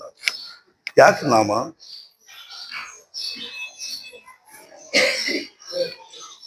ಹಿಂಗಾದ? ಹೌದಪ್ಪ, ಈ ಘಟ ಇನ್ನೂ ಸುಟ್ಟಿಲ್ಲ. ಮತ್ತೆ ಹೆಂಗ್ ಸುಡ್ತದ? ಸದ್ಗುರುಗಳ ಕೃಪಾ ಹಸ್ತ ನಮ್ಮ ತಲೆ ಮೇಲೆ ಬೀಳೋವರೆಗೂ ಈ ಘಟ ಸುಡಂಗಿಲ್ಲ. ಮತ್ತೆ ಎಲ್ಲಿ ಹೋಗ್ಬೇಕು ನಾವು? ಔಂಡ್ಯ ನಾಗನಾಥ್, ಅಲ್ಲಿ ನಿನ್ನ ಸದ್ಗುರು ನಿನ್ನ ಸಲ ಪ್ರತೀಕ್ಷಾ ಮಾಡ್ತಾ ಇದ್ದ. ಅವ್ ಹೋದ, ನಾಮದೇವ್ರು ಹೋದ್ರ ಔಂಡ್ಯ ನಾಗನಾಥಕ್ಕೆ. ಅಲ್ಲಿ ಹಿಂಗ್ ಮ್ಯಾಲ ಹೋಗಿ ಹಿಂಗ್ ಕೆಳಗೆ ಇಳಿದದ್ರಿ. ನಾವು 200 ಮಂದಿನ ಕರ್ಕೊಂಡು ಹೋದಾಗ ಅಲ್ಲಿ ಕೈ ಹಿಡಿದು ಇಳಿಸಿ ಕೈ ಹಿಡಿದು ಹಿಡಿದು ಎತ್ತು ತನಕ ನಮ್ಮ ಎರಡು ಅಟ್ಟಿನೂ ಹೋಗ್ಬಿಟ್ಟು ಹೆಣ್ಮಕ್ಳನ್ನ ಗಂಡಸು ಎತ್ತುದು ಇಳಿಸ್ತು. ಹೋದ ಕೂಡಲೇ ನೋಡ್ತಾನ ಒಬ್ಬ ಮುಪ್ಪಾನ ಮುದುಕ, 90 ವರ್ಷದ ಮುದುಕ ಆ ಶಿವಲಿಂಗದ ಮೇಲೆ ಕಾಲು ಇಟ್ಕೊಂಡು, ಅದು ಕಾಲಾಗ ಪಾದರಕ್ಷ, ಎರಡೂ ಕಾಲು ತಲೆ ಮೇಲೆ ಇಟ್ಕೊಂಡು ಮಲ್ಕೊಂಡ. ಅವ್ ಗಾಬರ, ಅಲ್ಲಪ್ಪ ಏನಿದು ಪರಮಾತ್ಮನ ತಲೆ ಮೇಲೆ ಕಾಲು ಇಟ್ಕೊಂಡು ಮಲ್ಕೊಂಡಿದ್ದಿಲ್ಲ, ಏನ್ ಮಾಡ್ಲಿಪ್ಪ, ಯಾರೋ ಇಟ್ಟಾರ, ನೀನ ತೆಗೆದು ಹತ್ಲಾಗಿ ಇಟ್ಬಿಡು. ಅವ್ ಎರಡೂ ಕಾಲು ಎತ್ತಿ ಇತ್ಲಾಗಿ ಇಡ್ಲಿಕ್ಕೆ ಹೋಗ್ತಾನ, ಅಲ್ಲೊಂದು ಶಿವಲಿಂಗ. ಹತ್ಲಾಗಿ ಇಡ್ಲಿಕ್ಕೆ ಹೋಗ್ತಾನ, ಅಲ್ಲೊಂದು ಶಿವಲಿಂಗ. ಎಲ್ಲಿ ಕಾಲು ಇಡ್ಲಿಕ್ಕೆ ಹೋಗ್ತಿತ್ತು ಅಲ್ಲೊಂದು ಶಿವಲಿಂಗ ಉದ್ಭವ. ಕೊನೆಗೆ ಅದ್ ನೇತಿ ತಲೆ ಮೇಲೆ ಇಟ್ಕೊಂಡು ಕೂಡಲೇ ಅವ್ನ ಜ್ಞಾನ. ಆಮೇಲೆ ನಾಮದೇವರು ಪಂಜಾಬಕ್ಕೆ ಹೋಗಿ ಅಲ್ಲಿ 25 ವರ್ಷ ಇದ್ರು ಪಂಜಾಬದಲ್ಲಿ. ತಿಳ್ಕೋದು ಗುರು ಕೃಪಾ ಹಿ ಕೇವಲಂ ಶಿಷ್ಯ ಪರಮ ಮಂಗಲ. ಇದೀಗ ಅವ್ರು ಹೇಳಿದ್ರು, ಗುರುವಿನ ಗುಲಾಮನಾಗುವ ತನಕ ದೊರೆಯದಲ್ಲ. ಗುಲಾಮ್ ಅಂದ್ರೆ ಏನ್ರಿ ಅದು? ಗುಲಾಮಗಿರಿ ಏನ್ ಸಾಮಾನ್ಯದ ಏನು? ಒಬ್ಬ ರಾಜ ಒಬ್ಬ ಗುಲಾಮಲ್ಲಿ ಹಿಡಿಸಿ ತರಿಸಿದ. ಕೇಳಿದ, ತುಮ್ ಕೌನ್ ಹೋ? मैं आपका गुलाम हूं, बंदा हूं, तुम्हारा नाम क्या है? गुलाम को अपना कोई नाम नहीं रहता है, आप जिस नाम से पुकारोगे वही मेरा नाम. ನಾನು ಇನ್ನು ಹೇಳಿಲ್ಲ, ನಮ್ಮ ನಾಮದೊಳಗ ನಮ್ಮ ಹೆಸರಿನ ಒಂಚೂರು ಏನಾದ್ರು ಹೆಚ್ಚು ಕಡಿಮೆ ಆದ್ರೂ ಬ್ಯಾಡ. ಎಷ್ಟರೇ ನಮ್ಮೊಳಗ ಅಭಿಮಾನ ತುಂಬಿದ. ಶಂಕರ್ ಅಂತ ಹೆಸರು, ಏ ಶಂಕರ ಯಾಕ ಚಂದಂಗ ಕಲಿಗೆ ಬರೋದಿಲ್ಲ ನಿನಗ?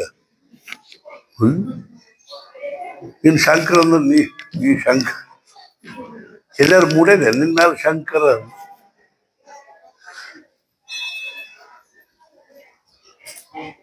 ಎಷ್ಟು ಅಭಿಮಾನ. ಈ ಸಭಾದಲ್ಲಿ ಕೂತಿರ್ತಾರ, ಸ್ವಲ್ಪ ಹತ್ತು ಯಾಕ ನಿಮ್ಮ ಅಪ್ಪನ ಮನೆ ಏನಿದೆ, ನಾ ಹಿಂದೆ ಕೂಡ ನೀನ ಬೇಕಾದ್ರೆ ಎದ್ದು ಹೋಗತ್ತ. ಮತ್ ಸತ್ಸಂಗ ಮಾಡ್ಲಿಕ್ಕೆ ಬಂದಿರ್ತೀವ್ರ.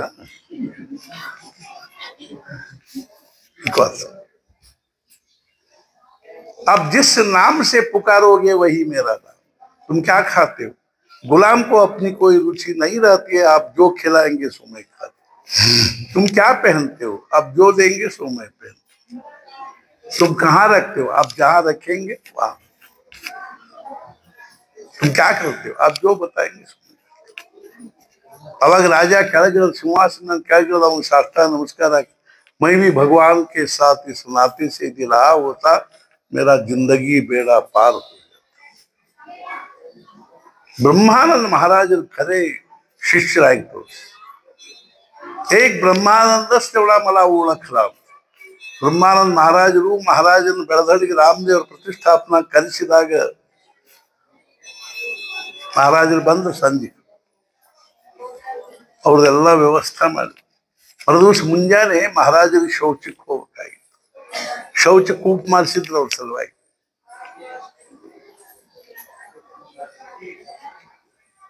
ಮುಂಜಾನೆ ಮಹಾರಾಜರ ಮುಖ ತೊಳ್ಕೊಂಡ್ ಬಂದು ಶೌಚಕ್ಕೆ ಹೋಗ್ಬೇಕು ಅಂತ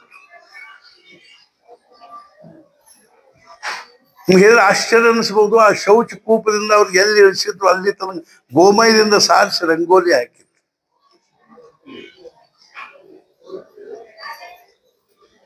ಕರ್ಮ ಜನ್ಮ ಕರ್ಮ ಚಮಿ ದಿವ್ಯಂ. ಅವ್ರ ಪ್ರತಿಯೊಂದು ಕರ್ಮನೂ ದಿವ್ಯ, ಶೌಚನೂ ದಿವ್ಯ. ಆಮೇಲೆ ಅವರಿಗೆ ಗಂಗಾ ಜಲದಲ್ಲಿ ಕೇಶರ ಹಾಕಿ ಗಂಗಾ ಜಲವನ್ನು ಅವ್ರ ಜೊತೆ ಒಬ್ಬ ಹುಡುಗನ ಜೊತೆ ಕೊಟ್ಟು ಕಳಿಸಲ್ದಿತ್ತು ಬಂದು. ಇದು ಗುರು ನಿಷ್ಠ. ಎಂಥ ಅನನ್ಯ ನಿಷ್ಠ ಇತ್ತು ಅವ್ರಿಗೆ. ನಮ್ಮ ಕರ್ನಾಟಕದ ಭಾಗ್ಯದಲ್ಲಿ ಅಂತ ಒಬ್ಬ ಮಹಾತ್ಮ ನಮಗೆ ಸಿಕ್ಕಾನ, ಇದು ನಮ್ಮ ಭಾಗ್ಯ.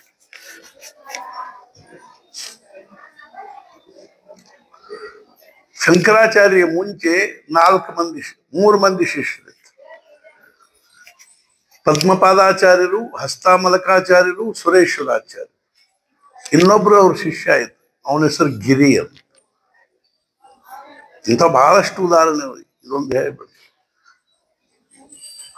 ಗುರು ಕೃಪಾ ಅಂದ್ರೆ ಹೆಂಗಿರ್ತದ. ಅವ 24 ತಾಸು ಅವ್ರು ಸೇವಾ ಮಾಡ್ತಾರೆ. ಅವ್ರದೆಲ್ಲ ಸ್ನಾನದ ವ್ಯವಸ್ಥೆ, ಅದು ಇದು ಅನುಷ್ಠಾನ ಎಲ್ಲ ವ್ಯವಸ್ಥೆ ಮಾಡ್ತಾರೆ. ಮತ್ತು ಅವ್ರು ಯಾವಾಗ ಭಾಷ್ಯ ನಿರೂಪಣೆ ಕೂಡ್ತಿದ್ರು ಬೆಳಿಗ್ಗೆ ತಮ್ಮ ಅನುಷ್ಠಾನಾದಿಗಳನ್ನು ಮುಗಿಸಿಕೊಂಡು ಭಾಷ್ಯ ಹೇಳಿ ಕೂಡ್ತಿದ್ರು, ಅವಾಗ ಅವನು ತಾನು ಬಂದು ಸುಮ್ಮನೆ ಕೈ ಒಂದು ಅಕ್ಷರ ಬರ್ತಿದ್ದಿಲ್ಲ, ಒಂದು ಅಕ್ಷರ ತಿಳಿತಿದ್ದೂ ಇಲ್ಲ. ಸುಮ್ಮನೆ ಅವ್ರ ಮುಖ ನೋಡಿ ಕೂತಿರ್ತಾರೆ.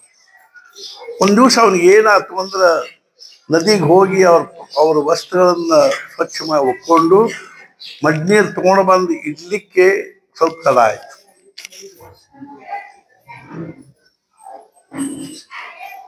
ಇಡ್ಲಿಕ್ಕೆ ತಡ ಆಯ್ತು. ಆದ್ರೆ ಶಂಕರಾಚಾರ್ಯರು ಭಾಷ್ಯ ಶುರು ಮಾಡೋದು ಸಮಯ ಆಗೋದು. ಸುಮ್ಮನೆ ಕೂತು 5 ನಿಮಿಷ 10 ನಿಮಿಷ 15 ನಿಮಿಷ ಶುರು ಮಾಡುವುದು. ಪದ್ಮಪಾದಾಚಾರ್ಯ ಏನಂದ್ರು, ಮಹಾರಾಜ್ ನಿರೂಪಣೆ ಪ್ರಾರಂಭ ಗಿರಿ ಬರ್ಲಿ ಅಂತ. ಗಿರಿ ಬರ್ಲಿ ಅಂದ ಕೂಡಲೇ ಅವ್ರು ಒಮ್ಮೆಲೆ ಏನಂದ್ರು, ಅವನ ಬದ್ಲಿ ಗುಂಡು ಅಥವಾ ಬಂಡೆ ಅವ ಶುರು ಅಂದ್ರೆ ಅವ ಅದ ಕಿಮ್ಮತ್ನವ ಅಂದ ಕೂಡಲೇ ಶಂಕರಾಚಾರ್ಯ ಅಲ್ಲೇ ಅನುಗ್ರಹ ಅಸ್ಲಾಗಿಂದ ಬಂದ್ರಿ. ಗಿರಿ ತಲೆ ಮೇಲೆ ಕೊಡ ಅದ, ಹೆಗಲ ಮೇಲೆ ಬಟ್ಟೆ, ವಿದಿತಾಖಿಲ ಶಾಸ್ತ್ರ ಸುಧಾ ಜಲದೆ ಮಹಿತೋಪನಿಷತ್ ಕಥಿತಾರ್ಥಮತೆ ಹೃದಯೇ ಕಮಲ ಕಲಯೇ ವಿಮಲಂ ಚರಣಂ ಭವಶಂಕರ ದೇಶಿಕಮೇ ಶರಣಂ ಭವಶಂಕರ ದೇಶಿಕಮೇ ಶರಣ. ಸ್ತೋತ್ರ ಮಾಡಿಕೋತ ಬಂತು. ಎಲ್ಲರಿಗೂ ಆಶ್ಚರ್ಯ ಆಯ್ತು. ಒಂದು ರಾಮ್ ಶಬ್ದ ಬರೋದು ಅಲ್ಲಿಕ್ಕೆ ಸಂಸ್ಕೃತದಲ್ಲಿ. ವಿದಿತಾಖಿಲ ಶಾಸ್ತ್ರ ಸುಧಾ ಜಲದೆ ಮಹಿತೋಪನಿಷತ್ ಕಥಿತಾರ್ಥಮತೆ ಹೃದಯೇ ಕಲಯೇ ವಿಮಲಂ ಚರಣಂ ಭವಶಂಕರ ದೇಶಿಕಮೇ. ತ್ರೋಟಕ ವೃತ್ತದಲ್ಲಿ ಸುಂದರವಾದ ಸ್ತೋತ್ರ ಮಾಡಿ ಶಂಕರಾಚಾರ್ಯ ಶಾಂತ ಕೂತಿದ್ರು. ಎಲ್ಲರೂ ಗಾಬರಿಯಾಗಿದ್ರು, ಆಶ್ಚರ್ಯ ಅನಿಸಿ ಅವ್ರು ಬಂದು ನಮಸ್ಕಾರ ಮಾಡಿದ ಕೂಡಲೇ ಹೇಳಿದ್ರು, ಗಿರಿ ಇವತ್ತಿನ ಭಾಷ್ಯ ನೀ ಹೇಳು. ಗುರು ಕೃಪಾ ಹಿ ಕೇವಲಂ ಶಿಷ್ಯ ಪರಮ ವಿತ್ತ ಬಲಂ ಚಿತ್ತ ಬಲಂ ದೇಹ ಬಲಂ ಗೇಹ ಬಲಂ ತದ್ವಿನಾತು ಸರ್ವ. ನಮಗದ ರಹಸ್ಯ ಗೊತ್ತಾಗುತ್ತೆ. ನಮ್ಮ ಕರ್ತೃತ್ವ, ನಮ್ಮ ಚಾತುರ್ಯ, ನಮ್ಮ ಕೌಶಲ್ಯ, ನಮ್ಮ ಬುದ್ಧಿ, ನಮ್ಮ ವಿಚಾರ, ಅದರಿಂದ ನಾವು ಪ್ರಪಂಚ ಮಾಡಿ ಸುಖಿ ಆಗ್ತೀವಿ ಅಂತ. ಮಾಯೆಯ ಪ್ರಭಾವ ಏನು ಸಾಮಾನ್ಯದ, ಅದ್ ನಮ್ಮನ್ನು ತೆಪ್ಪರ್ ಲಗ ಹೋಗಿಸ್ತದ್ರಿ. ಮಾಯಿ ಅವಿದ್ಯ ಏನು ತುಂಬಿಕೊಂಡದವ ನಮ್ಮಲ್ಲಿ, ದೇಹ ಭಾವ ಇರ್ಕೋಲ್ತ. ಬ್ರಹ್ಮಾನಂದ ಮಹಾರಾಜರು ಮತ್ತು ಆನಂದ ಸಾಗರರು ಅಂದ್ರೆ ಮಹಾರಾಜರಿಗೆ ಹೆಂಗಿದ್ರು ಅಂದ್ರೆ ಅರ್ಜುನ ಮತ್ತು ಉದ್ಧವ ಇದ್ದರು. ಇಬ್ರು ರೈಟ್ ಅಂಡ್ ಲೆಫ್ಟ್ ಇದ್ದರು. ಆನಂದ ಸಾಗರರು ಹಂಗ ವಿಲಕ್ಷಣ ಅವರು. ಕೃಷ್ಣನಿಗೆ ಹೆಂಗ ಉದ್ಧವ ಮತ್ತು ಅರ್ಜುನ ಇದ್ದಂಗ ಇದ್ರು, ಹಂಗ ಮಹಾರಾಜರಿಗೆ ಬ್ರಹ್ಮಾನಂದ ಮಹಾರಾಜರು ಮತ್ತು ಆನಂದ. ಅದರ ಭಾವು ಸಾಹೇಬರು ನಿಜವಾಗಿಯೂ ನಮಗೆಲ್ಲರಿಗೂ ಆದರ್ಶವಾಗಿರ್ತದೆ. 1875ನೇ ಇಸ್ವಿಯಲ್ಲಿ ಭಾವು ಸಾಹೇಬರ ಮುಂಚೆ ಇಂಜಿನಿಯರ್ ಆಗಿದ್ರು. ಮುಂಚೆ ಗದಗಿನಲ್ಲಿ ನೌಕರಿ ಮಾಡ್ತಿದ್ರು. ಆಮೇಲೆ ಅಲ್ಲಿಂದ ಸಾತಾರಕ್ಕೆ ವರ್ಕ್ ಆಯ್ತು. ಸಾತಾರದಿಂದ ಪ್ರತಿ 2 ತಿಂಗಳಿಗೊಮ್ಮೆ ಮಸವಾಡಕ್ಕೆ ಪಗಾರ ಕೊಡ್ಲಿಕ್ಕೆ ಹೋಗ್ತು. ಅವಾಗ ಒಂದು ಟಾಂಗ, ಒಬ್ರು ಅಡಿಗೆ ಅವರು, ಒಬ್ಬ ಪ್ಯೂನ. ಹೋಗು ಮುಂದ ಅವ್ರು ಏನ್ ಮಾಡಿದ್ರು ಅಂದ್ರೆ ಸಹಸಾ ಗೋಂದಾವಲಿಯಲ್ಲಿ ಮುಕ್ಕಾಮ, ಮಾರುತಿ ಮಂದಿರ ಪಕ್ಕದಲ್ಲಿ ಒಂದು ಧರ್ಮಶಾಲ. ಆ ಧರ್ಮಶಾಲಾದಾಗಿ ಮಹಾರಾಜರು ಇವ್ರಕ್ಕಿಂತ 2 ವರ್ಷ ದೊಡ್ಡವರು. ಅವಾಗ ಮಹಾರಾಜರಿಗೆ 31-32, ಭಾವು ಸಾಹೇಬರಿಗೆ 29-30. ಭಾವು ಸಾಹೇಬರು ಬಂದು ಏನ್ ಮಾಡಿದ್ರು ಅಂದ್ರೆ ಗೋಂದಾವಲಿಯಲ್ಲಿ ಮುಕ್ಕಾಂ ಮಾಡಿದ್ರು. ಸಂಜೆ ಆಗಿತ್ತು. ಅವಾಗ ಸಹಜವಾಗಿ ಮಹಾರಾಜರು ಅಲ್ಲಿ ಹೋದ್ರು. ಮಾರುತಿ ಮಂದಿರ ಏನದನು ಅಲ್ಲೇ ರಾಮ ಮಂದಿರ ಮುಂದೆ, ಅಲ್ಲೇ ಅದು ಎಡಗಡೆ ಮುಂದೆ ಹೋಗ್ತದೆ. ಮಾನಗಂಗಾ ನದಿಗೆ ಹೋಗ್ತಾ ದಾರ್ಯಾಗ ಬಲಕ್ಕೆ ಮಾರುತಿ ಬಂದ ಊರ್ ಮಾರುತಿ. ಅವಾಗ ಸಹಜವಾಗಿ ಕೇಳಿದ್ರು ಮಹಾರಾಜ್ ಎಲ್ಲಿಂದ ಬಂದೆ? ನಾನು ಸಾತಾರ ಎಲ್ಲಿ ಹೊಂಟೀವಿ? ಮಸವಡಕ್ಕೆ ಹೊಂಟೀವಿ, ಹಿಂಗ ಪಗಾರ ಹಂಚ್ಲಿಕ್ಕೆ ಹೊಂಟೀವಿ. ಕೂಡಲೇ ಆಯ್ತು ಅಂತ ತಿಳ್ಕೊಂಡು ಅವತ್ತಿನ ಪೂರ್ತಿ ಕಷ್ಟ ಮಾತುಕತೆ ಆಯ್ತು. ಬಹುಸಾಹೇಬ್ರಿಗೆ ಏನು ಅನ್ನಿಸ್ತು ಅಲ್ಲ, ಅರ್ಥಾತ್ ಅವಾಗ ಅವ್ರ ಮನುಷ್ಯನ ಸಹಜ ಏನ್ ಅನ್ನಿಸ್ತು ಅಂದ್ರೆ ಸಜ್ಜನ್ ಮನುಷ್ಯ ಇದ್ದಂಗೆ ಕಾಣಿಸ್ತಾರೆ, ಸಾಧು ಮನುಷ್ಯ ಇದ್ದಂಗೆ ಕಾಣಿಸ್ತಾರೆ. ನಾವು ನಾಳೆ ಇವ್ರು ನಮ್ಮ ಕಡೆಗೆ ಇಲ್ಲೇ ಊಟಕ್ಕೆ ಕರೀಬೇಕು ಅಂತ ಅಂದ್ಕೊಂಡಿದ್ರು. ಮರುದಿವ್ಸ ಮುಂಜಾನೆ ಮತ್ತೆ ಮಹಾರಾಜರು ಬಂದು ಅಲ್ಲಿ ಬಂದು ಬಹುಸಾಹೇಬ್ರ ಕಡೆ ಬಂದ ಕೂಡಲೇ ಅವ್ರು ಸ್ನಾನ ಮಾಡಿ ಸಂಧ್ಯಾ ವಂದನೆ ಮಾಡೋ ತಯಾರಿ ಒಳಗೆ ಮಹಾರಾಜರು ಏನಂದ್ರು, ಬಹುಸಾಹೇಬ್ ನಾನು ಈ ಊರು ಕುಲಕರ್ಣಿ ಇದ್ದೀನಿ, ಇವ್ರಾಗ ಯಾರಾದ್ರೂ ಬಂದ್ರ ಅತಿಥಿ ಅಭ್ಯಾಗತರಿಗೆ ಅವ್ರದೆಲ್ಲ ಪರಾಮರ್ಶೆ ಮಾಡೋದು ನನ್ನ ಕರ್ತವ್ಯ. ಆದ್ರಿಂದ ದಯವಿಟ್ಟು ನೀವು ಇವತ್ತು ನಮ್ಮ ಮನೆಗೆ ಊಟಕ್ಕೆ ಬರ್ಬೇಕು. ಬಹುಸಾಹೇಬರು ಏನಂದ್ರು, ನಾನ ನಿಮ್ಮನ್ನು ಕದಿಬೇಕಂತ. ಬೇಡ ಬೇಡ, ನೀವು ಬರ್ರಿ. ಅವಾಗ ಮಹಾರಾಜರು ಏನ್ ಕೇಳಿದ್ರು, ಬಹುಸಾಹೇಬ್ ನೀವು ದೇವಧರ್ಮ ಏನ್ ಮಾಡ್ತೀರಿ? ನಾನೊಂದು ದೇವಧರ್ಮದ ಉದಾಹರಣೆ ಹೇಳಿದೆ,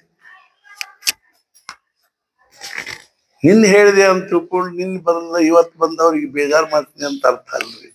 ದಿನ ಬರ್ರಿ ಅಂತ ಏನಾದ್ರು ಮಜಾಸಿಗೆ ಹೇಳ್ತೀವಿ. ನಿನ್ನೆ ಒಂದು ಮಸಾಲೆ ಬೇರೆ ಇರ್ತಾವ, ಇವತ್ತಿನ ಮಸಾಲೆ.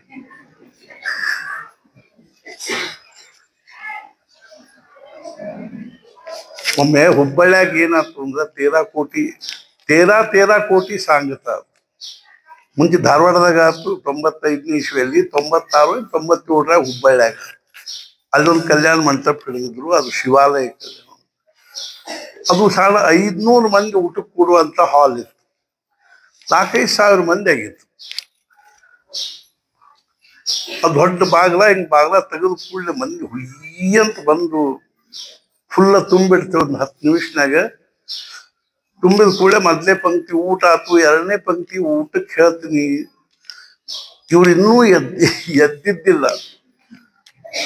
ಏಳು ತನಕ ಬಾಗಲ ಹಾಕೆಲ್ಲ ಸ್ವಚ್ಛ ಮಾಡಿದ್ವಿ. ಆಮೇಲೆ ಬಂದು ಕೂಡ್ಲಿಕ್ಕೆ ಶುರು ಮಾಡಿದ್ವಿ. ನದಿ ಪ್ರವಾಹ ಬಂದಂಗೆ ಬಂದು ಒಬ್ರ ಮ್ಯಾಲ ಒಬ್ರು ಬೀಳಿಕ್ ಹತ್ತು ಬಿಟ್ಟಾರ. ಆ ಕೆಳಗೆ ಬಿದ್ದವ್ರು ಒದರ್ಲಿಕ್ಕೆ ಹತ್ತಾರ.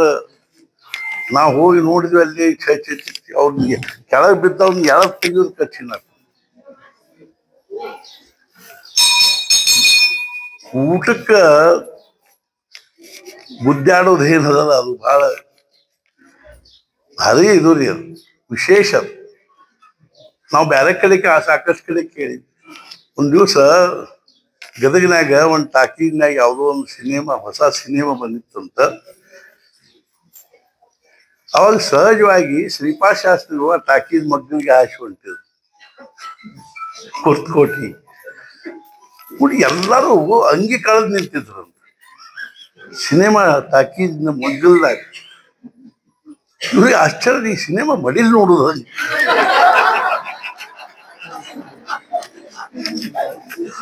ಅವ್ರು ಹೋಗಿ ಕೇಳಿದ್ರು, ಸಿನಿಮಾ ಯಾವುದು ಅಂತ ಹೇಳಿದ್ರು. ಈ ಸಿನಿಮಾ ಮಡಿಲೇ ನೋಡ್ಬೇಕೇನಂತ ತಂಗಿ ಯಾಕೆ ಕಳೆದಿರ? ಏನ್ರಿ ಹಿಂಗ್ ಟಿಕೆಟ್ ಶುರು ಆದ್ವು ಅಂದ್ರೆ ಒಬ್ರಿಗೊಬ್ರು ಗುದ್ಮೂರಿಗೆ ಹಾಕಿ ನಮ್ಮ ಅಂಗಿ ಹರಿತಾರ, ಅದಕ್ಕೆ ಕಳೆದಿಟ್ಟು. ಹಂಗ ಊಟಕ್ಕಾದ್ರೆ ಏನ್ ಮಾಡ್ಬೇಕು ನಾವು?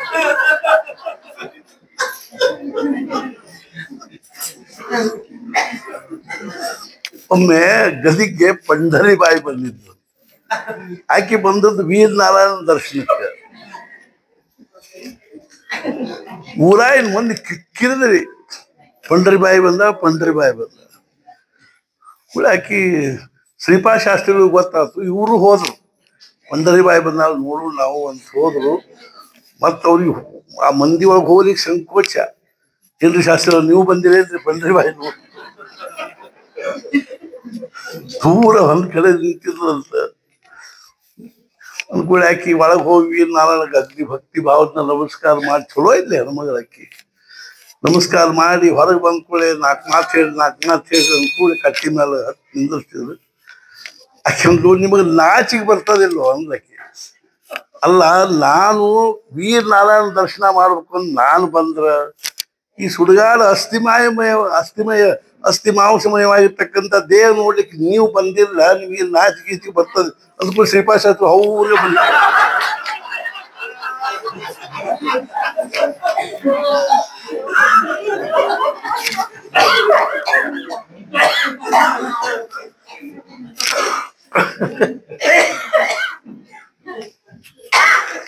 ಗದ್ಲೋ ಗದ್ಲ. ವಿಚಾರ ಮಾಡಿದ್ವಿ, ಇದಕ್ಕೆ ಏನು ಉಪಾಯ ಮಾಡ್ಬೇಕಪ್ಪ ಇಲ್ಲ. ಮರದು ಒಂದು ತಂತ್ರ ಹೂಡಿದೆ. ಬರೋಬ್ಬರಿ 11:30 ಪ್ರವಚನ ಶುರು, 1 ಗಂಟೆಗೆ ನೈವೇದ್ಯ ಆರತಿ ಅಂತಿತ್ತು.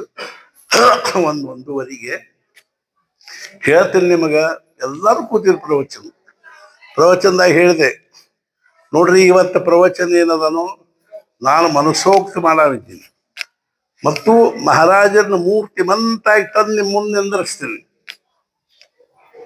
ನೀವು ಊಟಕ್ಕೆ ಹೋಗವ್ರು ಹೋಗ್ರಿ, ಆದ್ರೆ ಇಷ್ಟು ಮಾತ್ರ ಖರೆ, ನೀವು ಊಟಕ್ಕೆ ಅವಸರ ಮಾಡಿ ಊಟಕ್ಕೆ ಹೋದ್ರಿ ಅಂದ್ರೆ ಇಂಥ ದೊಡ್ಡ ಪಕ್ವಾನ ಕಳ್ಕೋತೀರಿ, ಇಂಥ ಅಮೃತ ಪಾನ ಕಳ್ಕೋತೀರಿ. ಆದ್ರಿಂದ ನೋಡ್ರಿ ನಿಮ್ ಜವಾಬ್ದಾರಿ. ಹೇಳ್ತೀನಿ, ಆ ಹಾಲ್ನಾಗ 200 ಮಂದಿ. ಆಮೇಲೆ ನಿಮ್ಗ ಇದು ಅನಿಸ್ಬೋದು, 6 ತಾಸು ಪ್ರವಚನ ಮಾಡಿ 11:30ಯಿಂದ 5:30 ತನಕ ನಮ್ಮವು ಬಂದಿದ್ ಮುಂದ ಎಷ್ಟು ಒದರ್ಕೋತಿ ಸಾಕ್ ಬಿಡಿ. ನನ್ ಗೊತ್ತಾಗುದು ಕಲಿಗೆ ಬಂದ್ರೆ ಅಟ್ಟಿ ಹಿಡಿದು ಎಬ್ಸಿಕೊಂಡು ಊಟಕ್ಕೆ ನಡ್ರಿ ಅನ್ಬೇಕು. ಮತ್ತೆ ಏನ್ ಮಾಡ್ಬೇಕು? ಮಹಾರಾಜರ ಚರಿತ್ರೆನ ಅದ್ಭುತವಾಗಿರ್ತಕ್ಕಂಥ ಚರಿತ್ರೆ. ಬ್ರಹ್ಮಾನಂದ ಮಹಾರಾಜರು ಮತ್ತು ಆನಂದ ಸಾಗರ ಅಂದ್ರೆ ಉದ್ಧವ ಮತ್ತು ಭಾವು ಸಾಹೇಬರ ಮೂರ್ತಿ ಬಂತು. ಪ್ರೇಮ, ಮಹಾವು ಸಾಹೇಬರ ಪ್ರೇಮ ಹೆಂಗಿತ್ತು ಅಂದ್ರೆ ಗೋಪಿ ಪ್ರೇಮದ, ಗೋಪಿಕಾ ಸ್ತ್ರೀಯರದ ಕೃಷ್ಣನ ಬಗ್ಗೆ ಹೆಂಗ್ ಪ್ರೇಮ ಇತ್ತು ಅಂತ ಪ್ರೇಮ. ಮಹಾರಾಜ ಕೇಳಿದ್ರು ದೇವಧರ್ಮಿ ಹಂಗ ಭಾಳ. ಮತ್ತು ಮಹಾರಾಜರು ಯಾವಾಗಲೂ ಒಂದು ಮಾತು, ನಾಯಿ ನಿಮ್ಗೆ ಢೀಗ್ ಗಟ್ಲೆ ನಾಮಸ್ಮರಣೆ ಮಾಡ್ರಿ ಅನ್ನೋದಿಲ್ಲ, ಅದು ಸ್ವಲ್ಪ ಯಾಕಾಗ ಹೆಂಗ ಮಾಡ್ಲಿಕ್ಕೆ ಬರ್ಬೇಕು ಅಂದ್ರೆ, ಒಬ್ಬರ ಮನೆ ಒಳಗೆ 100 ಮಂದಿ ಊಟದ ಪ್ರಸ್ತದ, ಅವ್ರಿಗೆ ಅನಿಸ್ತು ಶ್ರೀಖಂಡ ಮಾಡ್ಬೇಕು. ಶ್ರೀಖಂಡ ಮಾಡ್ಬೇಕು ಅನ್ಸಿದ್ಕೊಳ್ಳಿ ಅವ್ರು ಏನ್ ಮಾಡಿದ್ರು, ಒಂದು 15 kg ಚಕ್ಕ ತಂದ್ರು, ಒಂದು 15 kg ಸಕ್ರೆ, 10 kg ಚಕ್ಕ ರಗಡ ಆಗ್ತದೆ, 10 kg ಚಕ್ಕ ತಂದು 10 kg ಸಕ್ರೆ ಹಾಕಿ ಶ್ರೀಖಂಡ ಮಾಡಿದ್ರು. ಶ್ರೀಮಂತರು ಇದ್ರು, ಅವ್ರಂದ್ರು ಬಣ್ಣ ಏನು ಹಾಕ್ಬೇಡ್ರಿ, ಕೇಶರ್ ಹಾಕ್ತೀರಿ ಅಂತ. ಎಷ್ಟು ಹಾಕ್ತಾರ್ರಿ? ಒಂದು 10 kg 5 kg ಹಾಕ್ತಾರೆ. ನಾವು ಕಾಶ್ಮೀರಕ್ಕೆ ಹೋಗಿದ್ವಿ, ಅಲ್ಲಿ ಶ್ರೀನಗರಕ್ಕೆ ಹೋದಾಗ ಕೇಶರ ಬಗ್ಗೆ ಕೇಳಿ ಭಾಳ ವರ್ಷ ಆಯ್ತು, ಸುಮಾರು ಒಂದು 30 ವರ್ಷ, 25-30 ವರ್ಷ ಕೇಳಕ್ ಹೋದಾಗ ಸಹಜ ಕೇಳಿದ್ವಿ, ಕೇಶರದಲ್ಲಿ ಎಷ್ಟು ಪ್ರಕಾರ ಇರ್ತದೆ. ಅಲ್ಲಿ ಪಾಂಪೂರ್ ಅಂತ ಒಂದು ಊರದ, ಅಲ್ಲಿ 100 ಎಕರೆ ಕೇಶರ್ ಬೆಳೀತಾರೆ. ಅದು ಗೌರ್ಮೆಂಟ್ ಸ್ವಾಧೀನ ಅದ. ಈ ಕೆಲವು ಜನರು ಕಾಂಟ್ರಾಕ್ಟ್ ಹಿಡಿತಾರೆ, 1 ಎಕರೆ, ಅರ್ಧ ಎಕರೆ, 2 ಎಕರೆ ಅಲ್ಲಿ ಬೆಳೀತಾರೆ. ಅವಾಗ ಅಲ್ಲಿ ಅವ್ರ ಮನೆಯೊಳಗೆ ನಮ್ಗೆ ಕೇಶರ ಹೂ ತೋರಿಸಿದ್ರು, ಹೆಸರು ಹೆಂಗೆ ಬರ್ತಾವ ತೋರಿಸಿದ್ರು. ಅವ್ರು ಹೇಳಿದ್ರು ಇದ್ರೊಳಗೆ 2-3 ಹೆಸರು ಅಷ್ಟ ಕೇಸರ್ ಇರ್ತದ್ರಿ, ಉಳಿದದ್ದೆಲ್ಲ ಸಾದಾ ಇರ್ತದ, ಅದಕ್ಕೆ ಬಣ್ಣ ಹಾಕಿ ಕೇಶರದ ರುಚಿ ಹಾಕಿ ಅದನ್ನ ಕೇಶರ ಡಬ್ಬ್ಯಾಗ ಇಟ್ಟು ಅದನ್ನ ಭಾರತದಾಗ ಕೊಡ್ತಾರ. ಈ ಅಸಲಿ ಕೇಶರದಾಗ ಫಾರಿನ್ಗೆ ಹೋಗ್ತದೆ. ಶುಭಾಶಯ. ನಾವು ಅಲ್ಲಿಂದ ಅಮೇರಿಕಾದಿಂದ ಕೇಶರ್ ತಂದ್ವಿ, ಇಲ್ಲಿದ ಅಲ್ಲಿ ಹೋಗಿ ಇರ್ಬೋದು. ನಾವು ಕೇಳಿದ್ವಿ ಅವಾಗ, ಹೆಂಗದ ರೀ, ಹೆಂಗ್ kg ಅಂತ ಕೇಳ್ಬಿಟ್ವಿ ನಾವು. ಬದ್ನಿಕಾಯಿ ಕೇಳಿ ಆಕೆ ಹೆಣ್ಮಗಳಿದ್ಲು, ಆಕೆ ಹೇಳಿದ್ಲು ಲಚ್ಚಿ ಅಂತ ಒಂದಿರ್ತದ್ರಿ, ಅದು 45,000 ರೂಪಾಯಿ ಕಿಲೋ ಅಂತ. ಆಗಿನ ಕಾಲಕ್ಕೆ 45 ಲಕ್ಷ ಒಂದು 5 ಗ್ರಾಮ್ ಕೇಶರ್ ಹಾಕಿದ್ರೆ. ಉಣ್ಣವ್ರು ಏನಂತಾರ, ಏನ್ರಿಪಾ ಶ್ರೀಮಂತರ ಮನೆ ಶ್ರೀಖಂಡ ಅಸಲಿ ಕೇಶರ್ ಹಾಕ್ಯಾರ ಅಂತ. 10 ಕಿಲೋ ಚಕ್ಕ, 10 ಕಿಲೋ ಸಕ್ರಿ ಶ್ರೀಖಂಡಕ್ಕ ಒಂದು 5 ಗ್ರಾಮ್ ಕೇಶರ್ ಏನ್ ತಂತೀವ್ ಅಂತಂದ್ರೆ, ಒಂದು ಸೌಂದರ್ಯ ಮತ್ತು ಒಂದು ಶ್ರೀಮಂತಿಕೆ ಹೆಂಗ್ ತಂತೀವ್ ಹಂಗ ಮಹಾರಾಜ ಹೇಳಿದ್ರು, ನೀವು 10 ಕಿಲೋ ಚಕ್ಕ, 10 ಕಿಲೋ ಸಕ್ಕರೆ ಪ್ರಪಂಚ ಮಾಡ್ರಿ, ಆದ್ರೆ ಕೇಶರದಷ್ಟು ಕಿಮ್ಮತ್ತಿನ ಭಗವಂತನ ನಾಮ. ಪ್ರಪಂಚಕ್ಕೆ ಎಂತ ಸೌಂದರ್ಯ ಬರ್ತದ. ನಾವು ಬೆಳಗಾವದಲ್ಲಿ ಒಬ್ಬರು ಮನೆಗೆ ಹೋಗಿದ್ವಿ, ಕುಲಕರ್ಣಿ ಅಂತ, ಬ್ಯಾಂಕ್ ಮ್ಯಾನೇಜರ್. ಅವ್ರು ಹೇಳಿದ್ರು, ನಾನು ಹೆಬ್ಬಾಳ್ಯಾಗ ಅನುಗ್ರಹ ತಗೊಂಡಿನ್ರಿ, 10 ವರ್ಷ ಆಯ್ತು ಜಪ ಮಾಡಿ.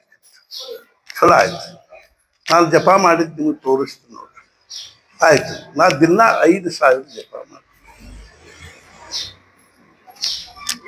ನಾ ಅವೊಂದು ಲೆಕ್ಕ ಮಾಡಿ ಇಟ್ಕೊಂಡ. ಏನು ಅಂದ್ರೆ ವಾರಕ್ಕೆ ಎಷ್ಟಾಯ್ತು? 35,000 ಆಯ್ತು. ನಾನು ಪ್ರತಿ ದಿವಸ ಸ್ವಲ್ಪ ಹೆಚ್ಚು ಕಡಿಮೆ ಮಾಡ್ತೀನಿ. ಆದ್ರೆ ರವಿವಾರ ದಿವಸ 35,000 ಕರೆಕ್ಟ್ ಮಾಡಿ ಸೋಮವಾರ ಶುರು ಮಾಡ್ತೀನಿ. ಸ್ವಲ್ಪ ಹೆಚ್ಚಿಗೆ ಸಮಯ ಹಾಕಿ ಅವತ್ತು 35,000 ಮಾಡಿ ಮುಗಿಸೋದು. ಆಮೇಲೆ ತಿಂಗಳ ಕೊನೆಗೆ 1,50,000 ಆಗ್ಬೇಕು. ಲೆಕ್ಕ ತೋರಿಸಿದ್ರು ಅವ್ರು ಬರೆದದ್ದು 10 ವರ್ಷದ ಲೆಕ್ಕ ತೋರಿಸಿದ್ರು. ಸ್ವಲ್ಪ ಏನಾದರೂ ನಮ್ಗೆ ಅದ್ರ ಬಗ್ಗೆ ಕಳಕಳಿ ಬೇಕಲ್ಲ, ಅದ್ರ ಬಗ್ಗೆ ನಮಗೆ ಸೀರಿಯಸ್ನೆಸ್ ಬೇಕಿಲ್ಲ. ಏನಿಲ್ರಿ, 10 ಜೊತೆಗೆ 11 ಆದಷ್ಟು ಆತು. ಎಷ್ಟು ಮಾಡ್ತೀವಿ? ಆದಷ್ಟು ಮಾಡ್ತೀವ್ರಿ. ಪ್ರಪಂಚ ಭರ್ಪೂರ್ ಮಾಡ್ತೀವಿ. ನಮ್ಮ ಪರಿಸ್ಥಿತಿ ಹೆಂಗಾಗಿದೆ ಅಂದ್ರೆ, ಮಹಾರಾಜ್ ಭಾಳ ಎಷ್ಟು ಉದಾಹರಣೆ ಹೇಳ್ಯಾರ್ರಿ. ಮಹಾರಾಜರು ಏನಂದ್ರು, ಕೆಲವರು ಜೋಡ ದಂಧ ಮಾಡ್ತಾರೆ. ಒಂದು ಮುಖ್ಯ ವ್ಯವಸಾಯ ಇರ್ತದ, ಒಂದು ಸೈಡ್ ಬಿಸ್ನೆಸ್ ಮಾಡ್ತಾರೆ. ಸೈಡ್ ಬಿಸ್ನೆಸ್ ಅಕಸ್ಮಾತ್ ಹೋತಂತ ತಿಳ್ಕೊಳ್ರಿ, ಅಂಥ ಭಾಳ ಪ್ರಪಂಚದೊಳಗೆ ಏನು ವ್ಯತ್ಯಾಸ ಆಗುದಿಲ್ಲ. ಮುಖ್ಯ ದಂಧನ ಹೋತಂದ್ರೆ, ನೌಕರಿನ ಹೋತಂದ್ರೆ, ಸೈಡ್ ಬಿಸ್ನೆಸ್ ಮೇಲೆ ಪ್ರಪಂಚ ನಡೀಬಲ್ಲ. ಹೆಂಗೋ ಹಂಗೆ ನಮಗೆ ಪ್ರಪಂಚದೊಳಗೆ ಮುಖ್ಯ ವ್ಯವಸಾಯ ಯಾವ್ದಾಗ್ಬೇಕು? ಇವ ಹೇಳಿ ನೋಡು, ಹೇಳ್ಬಾರ್ದು, ಗೊತ್ತು. ಪ್ರಪಂಚ ಮುಖ್ಯ ವ್ಯವಸಾಯವೋ ಪರಮಾರ್ಥ ಮುಖ್ಯ ವ್ಯವಸಾಯವೋ? ಮಹಾರಾಜ ಹೇಳಿದ್ರು ಪರಮಾರ್ಥ ಮುಖ್ಯ ವ್ಯವಸಾಯ ಆಗ್ಬೇಕು, ಪ್ರಪಂಚ ಸೈಡ್ ಬಿಸ್ನೆಸ್. ನಾನು ತಾವು ನೋಡಿ, ಲೋಂಡಾದಲ್ಲಿ ಒಬ್ಬ ಡಾಕ್ಟರ್ ಬಾಕ್ರೆ ಅಂತಿದ್ರು. ನಾವು ಅವ್ರ ಮನೆ ಒಳಗೆ 3 ತಿಂಗಳಿದ್ದೀನಿ ಲೋಂಡಾದಲ್ಲಿ, 83ನೇ ಇಸ್ವಿ. ಏನ್ ಡಾಕ್ಟರ್, ಮಹಾರಾಜರ ಶಿಷ್ಯರು, ಈ ಗೋವಾದಾಗಿದ್ದಾರೆ. BA MS ಆದರು. MBBS ಡಾಕ್ಟರ್ಗಳು ನೊಣ ಜಾಡ್ಸೋದು ಕೂತಿರ್ತಿದ್ರು. ಎಲ್ಲ ಪೇಷಂಟ್ ಇವ್ರ ಕಡೆ ಬರ್ತಿದ್ದು. ಆದ್ರೆ ಮಹಾರಾಜರ ಬಗ್ಗೆ ಅನನ್ಯ ನಿಷ್ಠ. ಯಾರಿಗೆ ಒಂದು ಔಷಧ ಕೊಡ್ಬೇಕಾದ್ರು ಮಹಾರಾಜ್ ಜವಾಬ್ದಾರಿ ಅವ್ರದ್ದು.